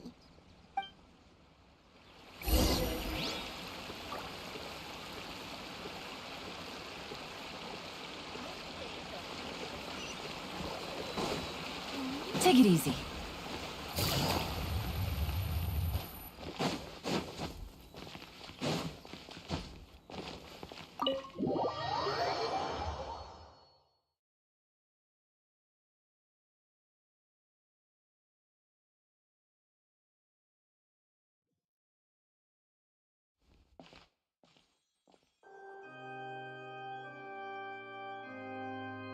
Traveler and Paimon, good to see you. I knew you two would come.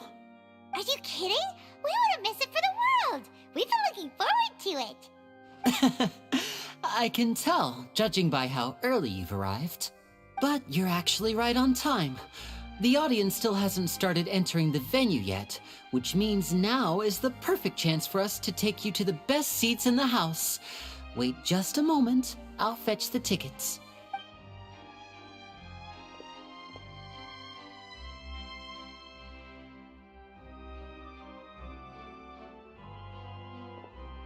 The Opera House has assigned seating, so you always have to make reservations. I've already reserved your seats, and here are your tickets.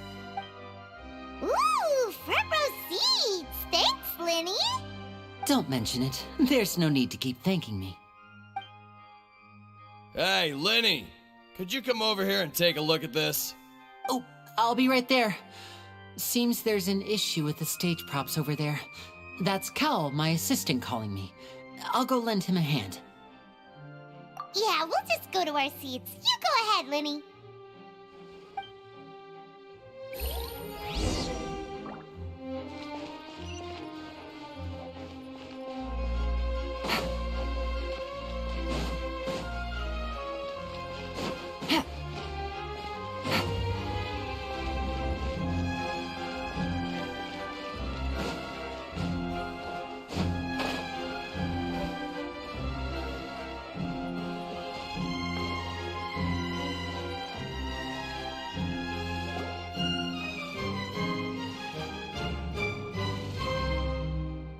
Oh, these should be our seats. Come on, let's sit down.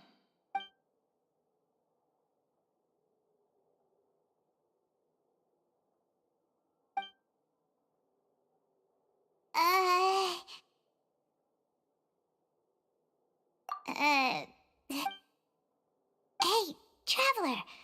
Maybe we should strike up a conversation with the person next to us. Since we're sitting together and the rest of the place is practically empty still, it's kinda awkward if we don't say anything. Ah, you little... Of course you put this on Paimon! Excuse me, I did not realize you felt awkward. I am terribly sorry. I would be perfectly happy to chat with you if that is what you would like. Oh, so you heard all of that, did ya? Boy, you sure have good ears. Paimon thought she was keeping her voice down. Wait, that's not it. Paimon's... Sorry. Paimon's the one who was being rude, talking under her breath like that. So, let's talk, but, what should we talk about? Oh, Paimon's got it. You're also here early and sitting in the front. Are you a friend of Linny's too? A friend, you say? Well, if Mr. Linney would like to be my friend, I would be more than happy to reciprocate. Oh, so you're not friends with Linny then? Oh, this is getting more awkward by the second. Paimon nearly forgot to make her introduction. Nice to meet you. Paimon is Paimon, and this is the Traveler. We just arrived in Fontaine. It is an honor to meet you two. I have heard of your deeds across Tevat. And as required by proper etiquette, I will also introduce myself. I am... Oh, Monsieur Nervillet. What an honor it is to have you here to see my show. Ah, Mr. Linney. I should say it is in fact an honor for me to see your performance in person. Wait, Nervillet? Could he be... I saw you all chatting just now, but it seems you still don't know who Monsieur Nervillet is. Allow me to introduce you to Fontaine's Chief Justice. That seat is always reserved for him. It wouldn't be too much to say that he's the symbol of justice and honesty here in Fontaine. Whoa! Sorry for being so rude just now. Paimon had no idea you were such an important person. No offense taken. Being Chief Justice is merely what I do for work. Nearly every person has their usual reserved seat, so I'm not so special, really. And by the way, I should probably let you know, even though I would prefer not to, there's someone sitting up there in the VIP seats that has been striking a pose for quite a while now. I believe she is trying to give you a most elegant and impressive first impression. So I think you should take notice of her sooner rather than later, otherwise she may become flustered.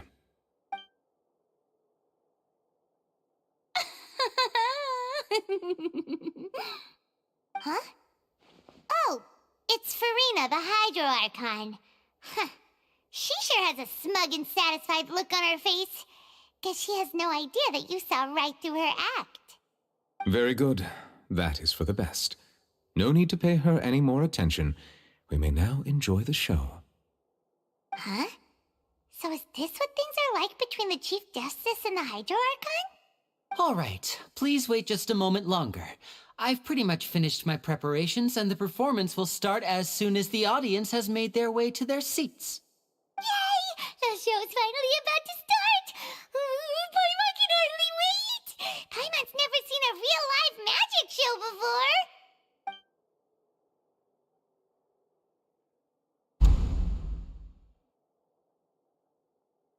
Oh! They're dimming the lights! The show must be starting! Sorry. Paimon will try to stay quiet. Welcome, one and all, to the Opera Epiclese. I am the star of today's show, Linny. And over here is my sister, Lynette, who will be working as my wonderful assistant. Please, let's give her a warm welcome.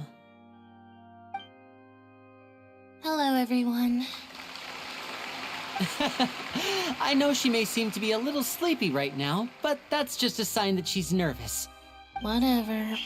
Now, some of you may be thinking, two vision holders who can freely manipulate elemental powers performing magic is not true magic at all. So, I would like to take a moment to assure you that elemental powers will have nothing to do with what you will witness on the stage today.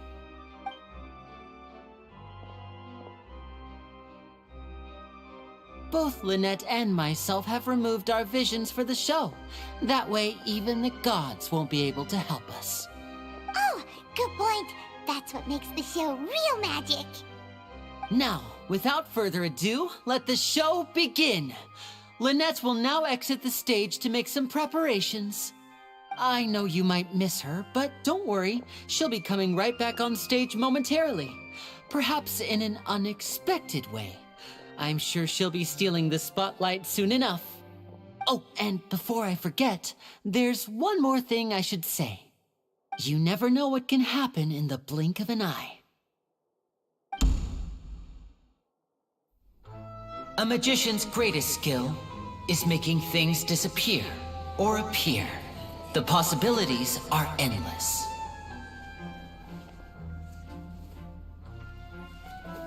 Huh?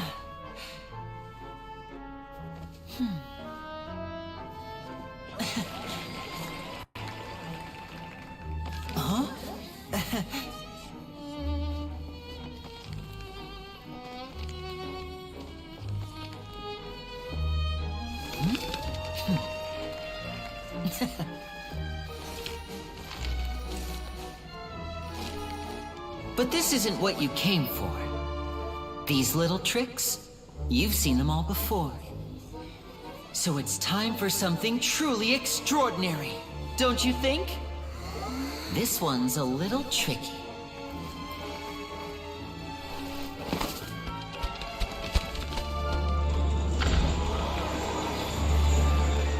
Using this water tank, I shall make my sister vanish completely, right before your very eyes.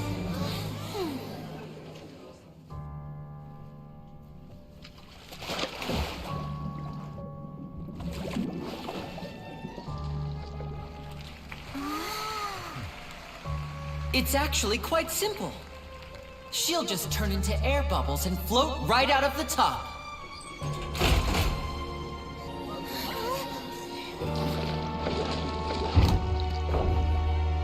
Oh no! I told them to check all the props carefully. With the lid on, even air can't escape. An amateur magician would be getting very nervous right around now. Luckily, it's me on stage, so let me show you what a true virtuoso can do.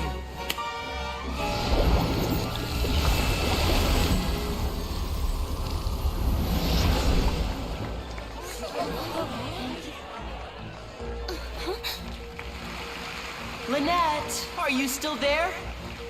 Don't go too far. We don't want to use up all our magic. Hi, I'm back. Uh-huh.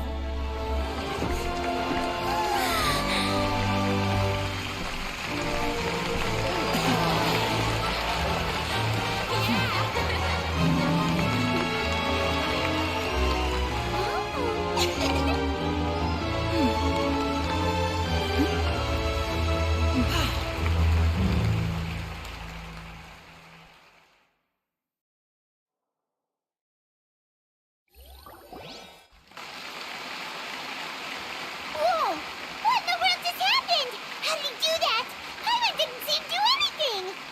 Wasn't Lynette inside the water tank? How did she disappear and then reappear out of nowhere?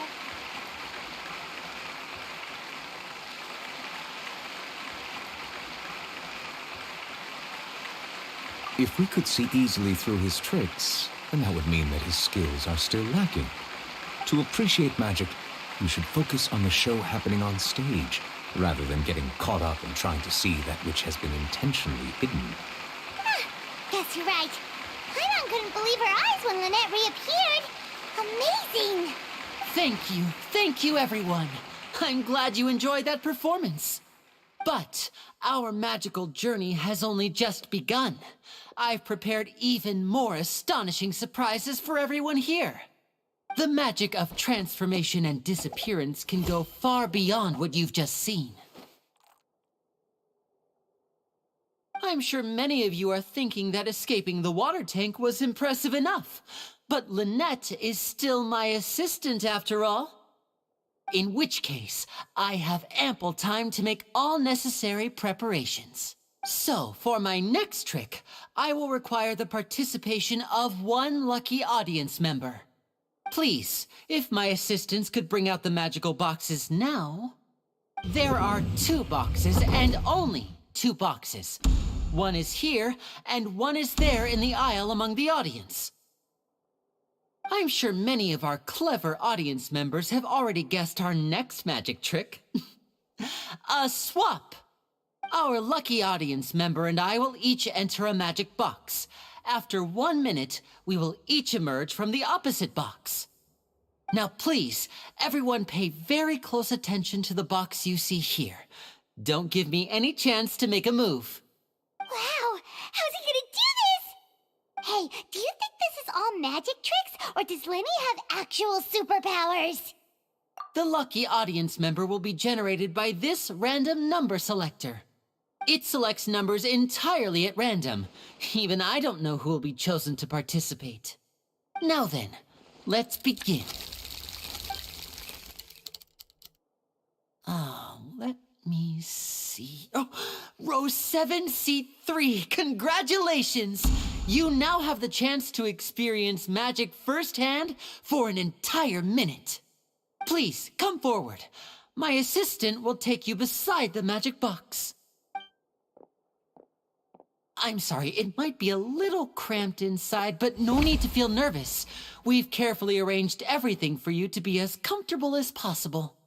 You don't need to do anything, but no matter what strange things may happen, don't come out of the box. If the magic is interrupted, who knows where you might end up?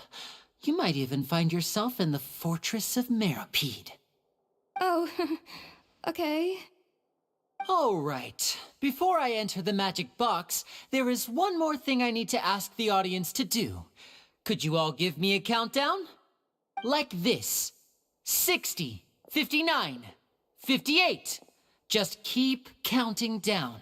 You can go a little faster or slower if you like. I won't be able to see anything in the pitch black box, so I'll be relying on your voices to know when time is up. Oh, and no tricks now. If you quickly count from 60 in just 30 seconds, then I'll be in a tough spot. Ooh, Paimon kinda wants to count faster after hearing him say that.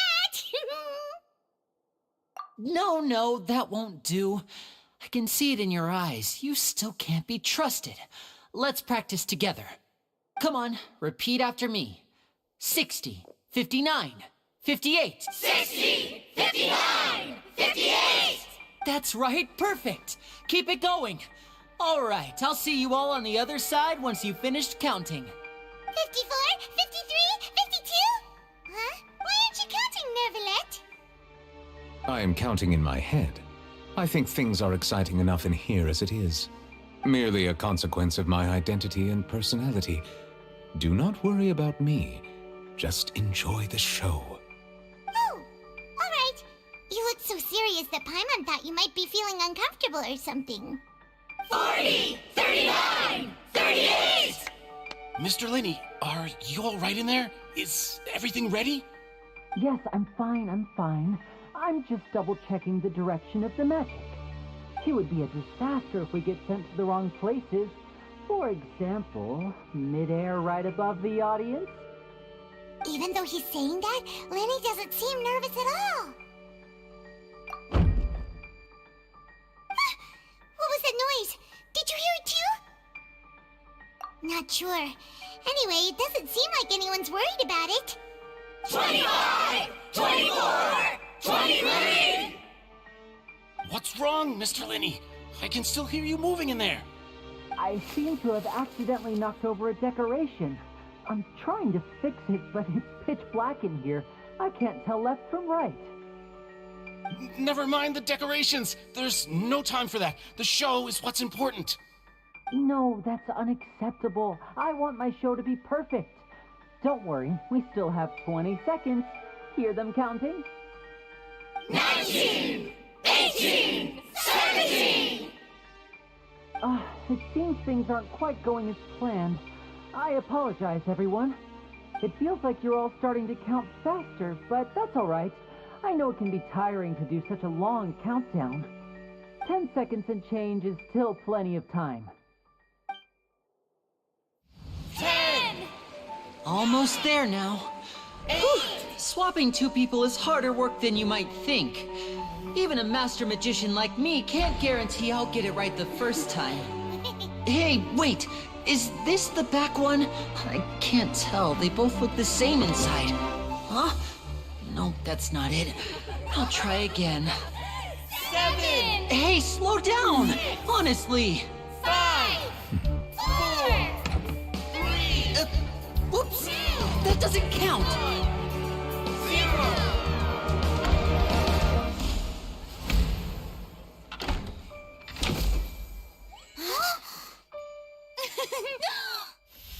Ta-da!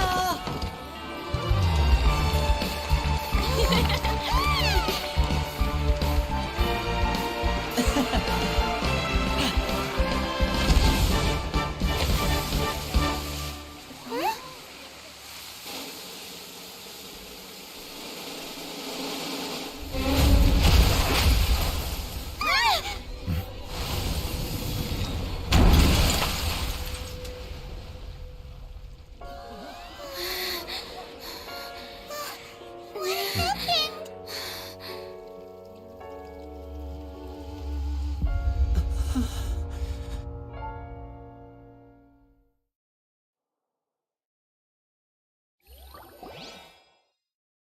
Huh? Is this part of the show? Mr. Lenny, you're going to use magic to fix the stage now, right? What happened? Oh no. Maybe this isn't part of the show. The girl was still in that box, right? This performance is over. Medical staff with me. Guards, secure the scene and detain all the performers. Seal the exits. No one is allowed in or out at this time. Yes, that's right. If this was just an accident, then we must investigate the cause. But if this was all part of some scheme, then those accountable will not escape the judgment of the God of Justice. No need to be alarmed, you two. We'll get to the bottom of this soon enough.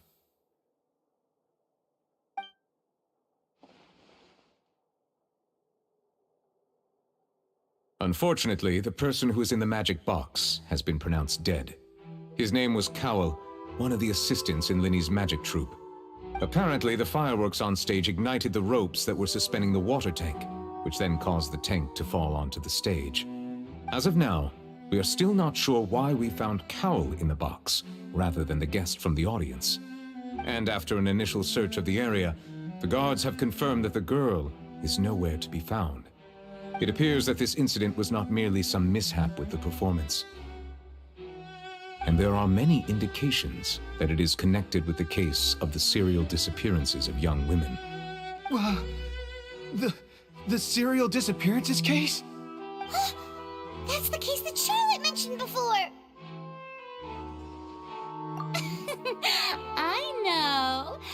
I know the truth. I can see through the whole thing. Really, using such a shallow and obvious mystery as his finale. Did he really underestimate us that badly? I say that our powerful magician, Mr. Lenny, is now the prime suspect for the serial disappearances case. Huh? Why me? This whole thing was an accident. No, this all occurred during your magic show, did it not? The missing girl disappeared after being chosen, did she not? The deceased is one of your assistants, is he not? Now that I think about it, that whole speech about magicians making things disappear was nothing more than a provocation, a bald-faced challenge. That can't be right! He was in the box on the stage the entire time! We can even hear his voice! Besides, before the show, he told us they would like to catch the criminal behind the disappearances! He couldn't possibly mean catching himself!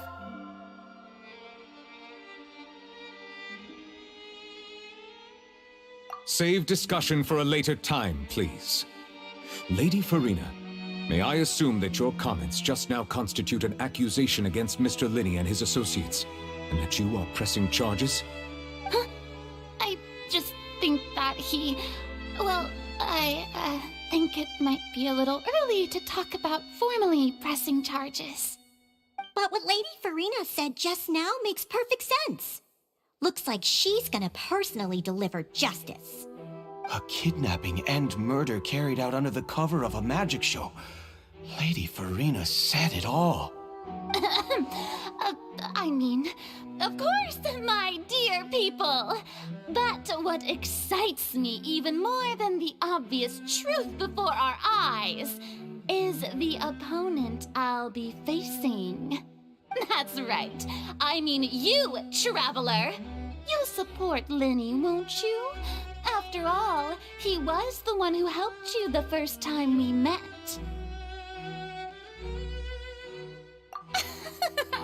Then there's no problem at all. You know, the Traveler and I already had a duel the first time we met. But with Linny's help, our little duel ended in a draw. But draws really are the most boring possible outcome. So, no more draws. Between the two of us, there must be a clear winner and loser. And what better place to hold such a riveting showdown and decide the true victor than here, on the grandest of stages, the Opera Epiclese. It wasn't a draw. She obviously lost last time. I understand. Charges have now been pressed, and as such, a trial is in order. Well, Traveler, seems Lady Farina has set you in her sights. But putting her dramatic rhetoric aside for a moment, I would like to ask you, are you willing to act as Mr. Linny's attorney and defend him in this case? Very well. The trial will be held a day from now in the Opera House. Both sides may investigate the scene to build their cases and search for the truth.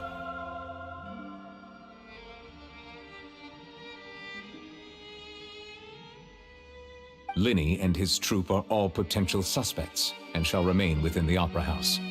The audience may begin to leave in an orderly fashion once they have been cleared by the guards. A day isn't that long. Let's see what kind of case this big-shot Outlander can build in such a short amount of time. I'm really quite looking forward to hearing it.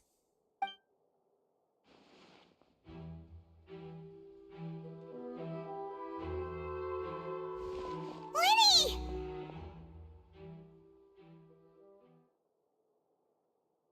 Sorry about everything that happened just now. Were you frightened? Of course! Who wouldn't be scared after witnessing an accident like that? Yeah, I'm a little shaken up myself. How could this happen? And poor Cal. I know you already claimed that you would defend me, but now it's just us talking. Tell me, do you think I could possibly be the murderer?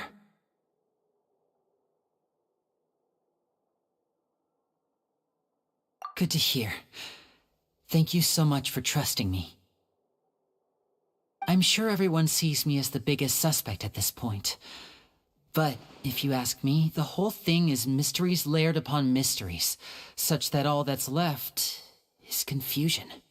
I don't know whether what happened there on the stage was purely an accident or not, and I don't know why poor Cal was in the box. As for how that girl chosen from the audience could suddenly disappear, I'm afraid I don't have any answers either. If someone tampered with my performance, then we need to figure out what they did. Even a skilled and knowledgeable magician like myself couldn't pull all that off in just 1 minute. Which is precisely why we need to investigate! As this book says, the impossible could not have happened. Whatever happened must have been that which is possible. Paimon bought them when we were reading at the bookshop in the city earlier. Pretty cool, huh? Don't worry, Paimon used her own savings to buy them. It wasn't from our travel funds. I think they look cute on you, Paimon. You have good taste, Lynette. That's the right attitude. Feeling depressed isn't going to help me now. I need to get back to my normal self. But with the guards watching our every move, it's going to be especially difficult for Lynette and I to prove our own innocence. Good thing you agreed to be our attorneys. Thanks for that. We'll be counting on you. Yes, thank you so much. Yeah, just leave it to us. Oh, since we're going to start investigating, Paimon has a question first. Where did Lynette go during the performance? Ah, well, I'm afraid that would involve some of our essential trade secrets as magicians. The secrets behind our magic are past saving, Linny. I suppose you're right. The truth behind our tricks is going to be important evidence that will be weighted during the trial. 'Tis truly a pity. As a magician, our magic show is a work of art. We've poured countless hours and spared no effort in perfecting it. But if revealing our secrets will help you uncover the truth behind what happened, then it will be well worth it. We should go somewhere else if we're going to discuss our magic tricks. We'll go speak with the guards, and in the meantime, you can go investigate the stage and the seating areas. Alright, let's go have a look while the investigation teams are still here. Detective Paimon is on the case!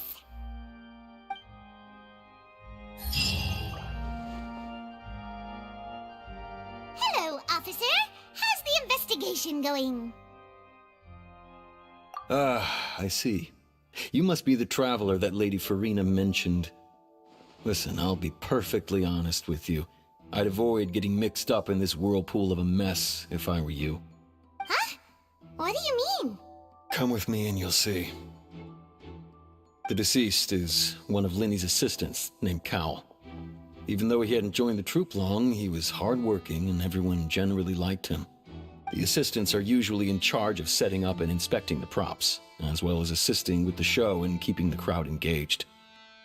As you probably saw when you were in the audience, the water tank suddenly fell and smashed the box with Cowl inside it. This is the real mystery. We've already searched the scene and were unable to find any traces of the girl. However, if you look carefully, the box was positioned directly under the water tank. The ropes holding the tank were then burned by the pyrotechnics on stage, causing them to snap. All these factors lining up so perfectly makes it hard to see this as a mere accident. If anything, the more logical explanation is that the whole incident was intentionally planned, and Linny is the most likely person to have access to all these areas. But he doesn't have a motive! Are you both good friends of his? Well, you can't say we're good friends, but we've known each other for a little while. So in just a short time, he was not only able to win your trust, but even convince you to act as his attorneys. I know there's no such thing as magic. The real trick of a magician is holding the audience in the palm of their hand. I've seen a lot of cases, and I can tell you that people are the least reliable kind of evidence. Sorry, I tend to be pretty straightforward. Just know that I'm warning you for your own good. Anyway, you may investigate the scene of the crime yourselves if you're curious. Who knows, maybe you'll be able to come up with some new evidence.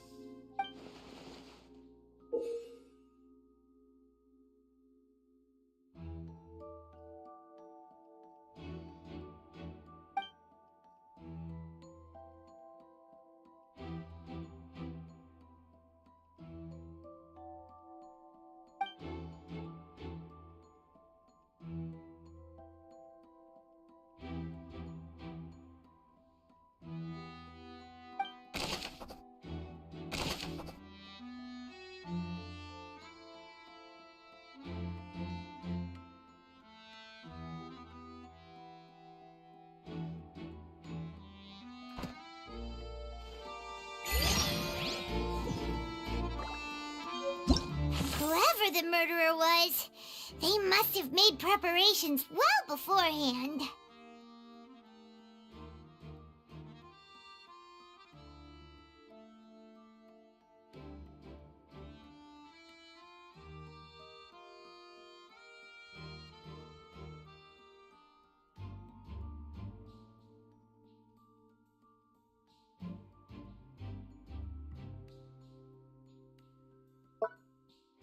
Why would it be him?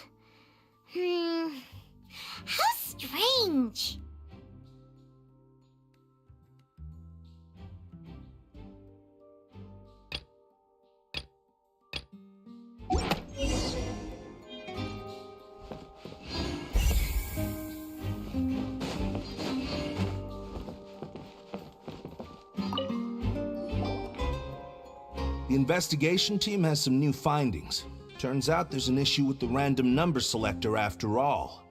See, I told you. What if the machine picked some big guy's seat? You think the murderer would have still made his move then? Sorry to interrupt, but we're helping Lenny and Lynette with their side of the investigation. What were you saying about the number selector? There's something wrong with it? You're trying to help them? That'll be a tall order. Lenny used the machine to pick a random member of the audience during his performance, right?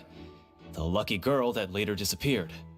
Well, we thought there might be a serious problem with the machine, so we had it taken away for further inspection. It turns out that the seat number it picked wasn't random at all. The machine picks that same number every time. I'm sure you already know that you have to make a reservation in advance to get a seat, regardless of whether it's a trial or some performance. In other words, Lenny knew who would be sitting where from the very beginning. That much checks out. Lenny reserved our seats for us, too. Bet you see why I was saying it'd be tough to make a case for Lenny. Even though it's bad for Lenny's case, Paimon had better write it down.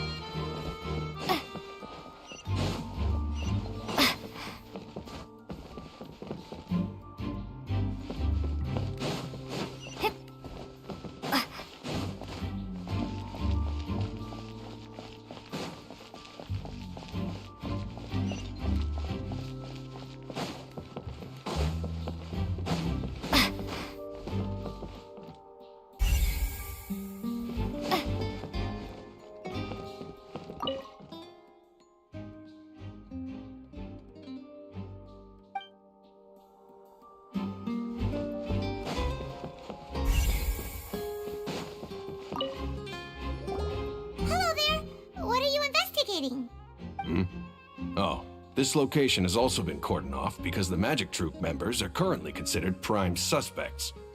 The investigation team is still collecting evidence. The seats were all booked in advance, so we were able to deduce the missing woman's identity by checking the guest list. Sure, it's not like this is confidential information. We will publish it later anyway when we petition the public to help us find the missing person. Her name is Halsey. She's a painter from Fontaine who's made a bit of a name for herself. Apparently, she wasn't a regular at the Opera House, but she'd been feeling some pressure with her work lately, which made her decide to come see the magic show. The Magic Troupe members all claim not to know her, and we have looked into her social connections. It seems that she has no personal grievances or conflicts of interest with the suspects. Simply put, she wasn't related to the Magic Troupe at all, which matches the features of the previous serial disappearances. Were the victims of previous cases also chosen at random? That's how it seems to us, in any case. Apart from the fact that they were all young women of around the same age range, there really weren't any other connections between them. Okay then.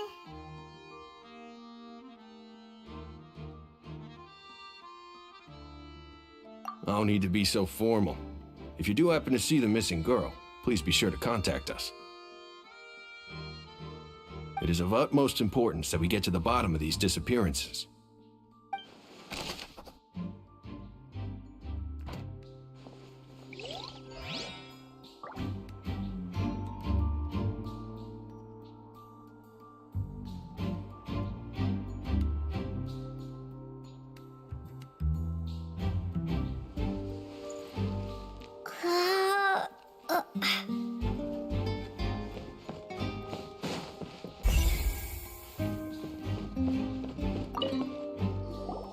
So this is the rope that broke and caused the water tank to fall. The rope looks pretty durable. How can it be burned through so quickly by fireworks?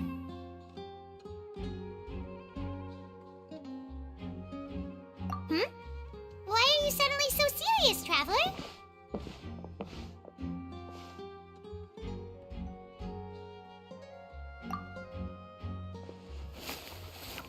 Whoa! Look! This bit is made from different material! Most of it was burned away, but there's still a little bit of it left.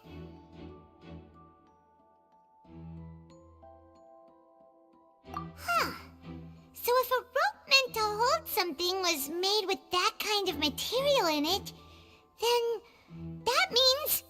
Wait, why don't you write all this down? Let's take notes.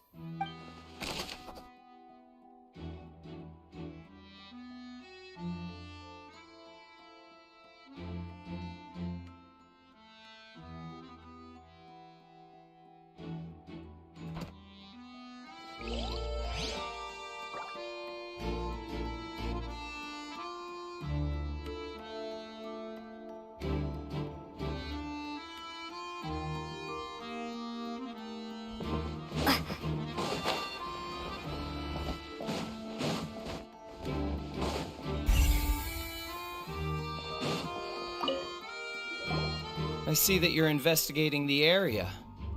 Well, it just so happens that I'm interested too. If you find any new and interesting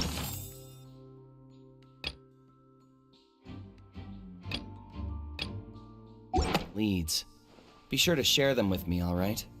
We don't have too many thoughts yet. Then why don't I tell you my hypothesis first? The way I see it. And I'll start it with that loud thud. The thud? Oh, you mean the sound that happened during the countdown? Yes, exactly. It wasn't terribly loud, but I suspect that most people heard it. It's just that everyone was awaiting the results of Linny's trick with bated breath, so no one paid it much mind. But now that the incident has happened, the thud has become an important clue. That makes sense. So, what do you make of it? I'm of the opinion that it may have been the sound of Linny's accomplice. Lynette, perhaps. Jumping atop the water tank, or something like that. And when the pyrotechnics went off, she cut the rope, sending the water tank crashing down. But wasn't the noise we heard too loud for that? Perhaps the balance wasn't right, leading to a particularly rough landing.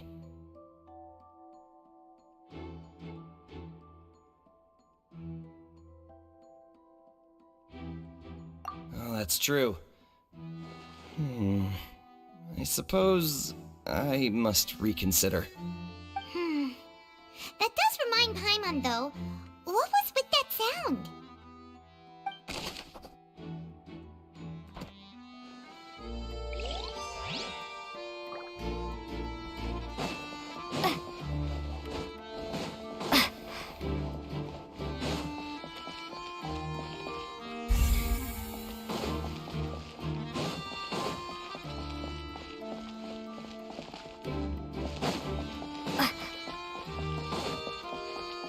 Lenny's still talking to the guards.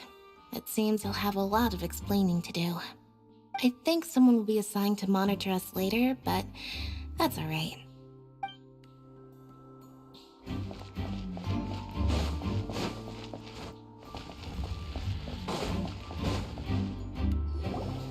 Hey, you! Yes, both of you! Over here! I've been keeping an eye on you for a while now. Huh? You mean us? That's right. If I'm not mistaken, you're also among those who wish to cut down the thorns and pursue the truth. No? And by the looks of it, you're not from Fontaine. Well, you're right on the more about that one, but who are you?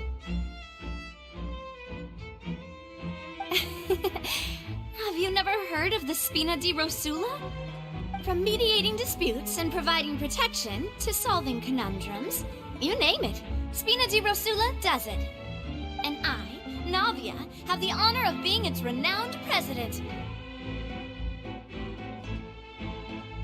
Though those who play by our rules call me boss. I'm Silver, her attendant. Pleased to meet you. And I'm Melus. Demoiselle's various daily needs and affairs are under my purview. Huh? Boss? Demoiselle? What gives with the names? Well, I am the second generation president. Melus and the others are still used to my previous title. My apologies, Demoiselle. Should you prefer, boss, I will endeavor to use that instead. No, no need. You don't have to call me boss. Just Navia is fine. Okay, if you say so. Not that we're members of Spina Farina di Rasula anyway? All merely trifling details. Never mind. Now, back to the situation at hand. That's right. I've always kept an eye on the serial disappearance cases. My interest stems from a matter back from my father's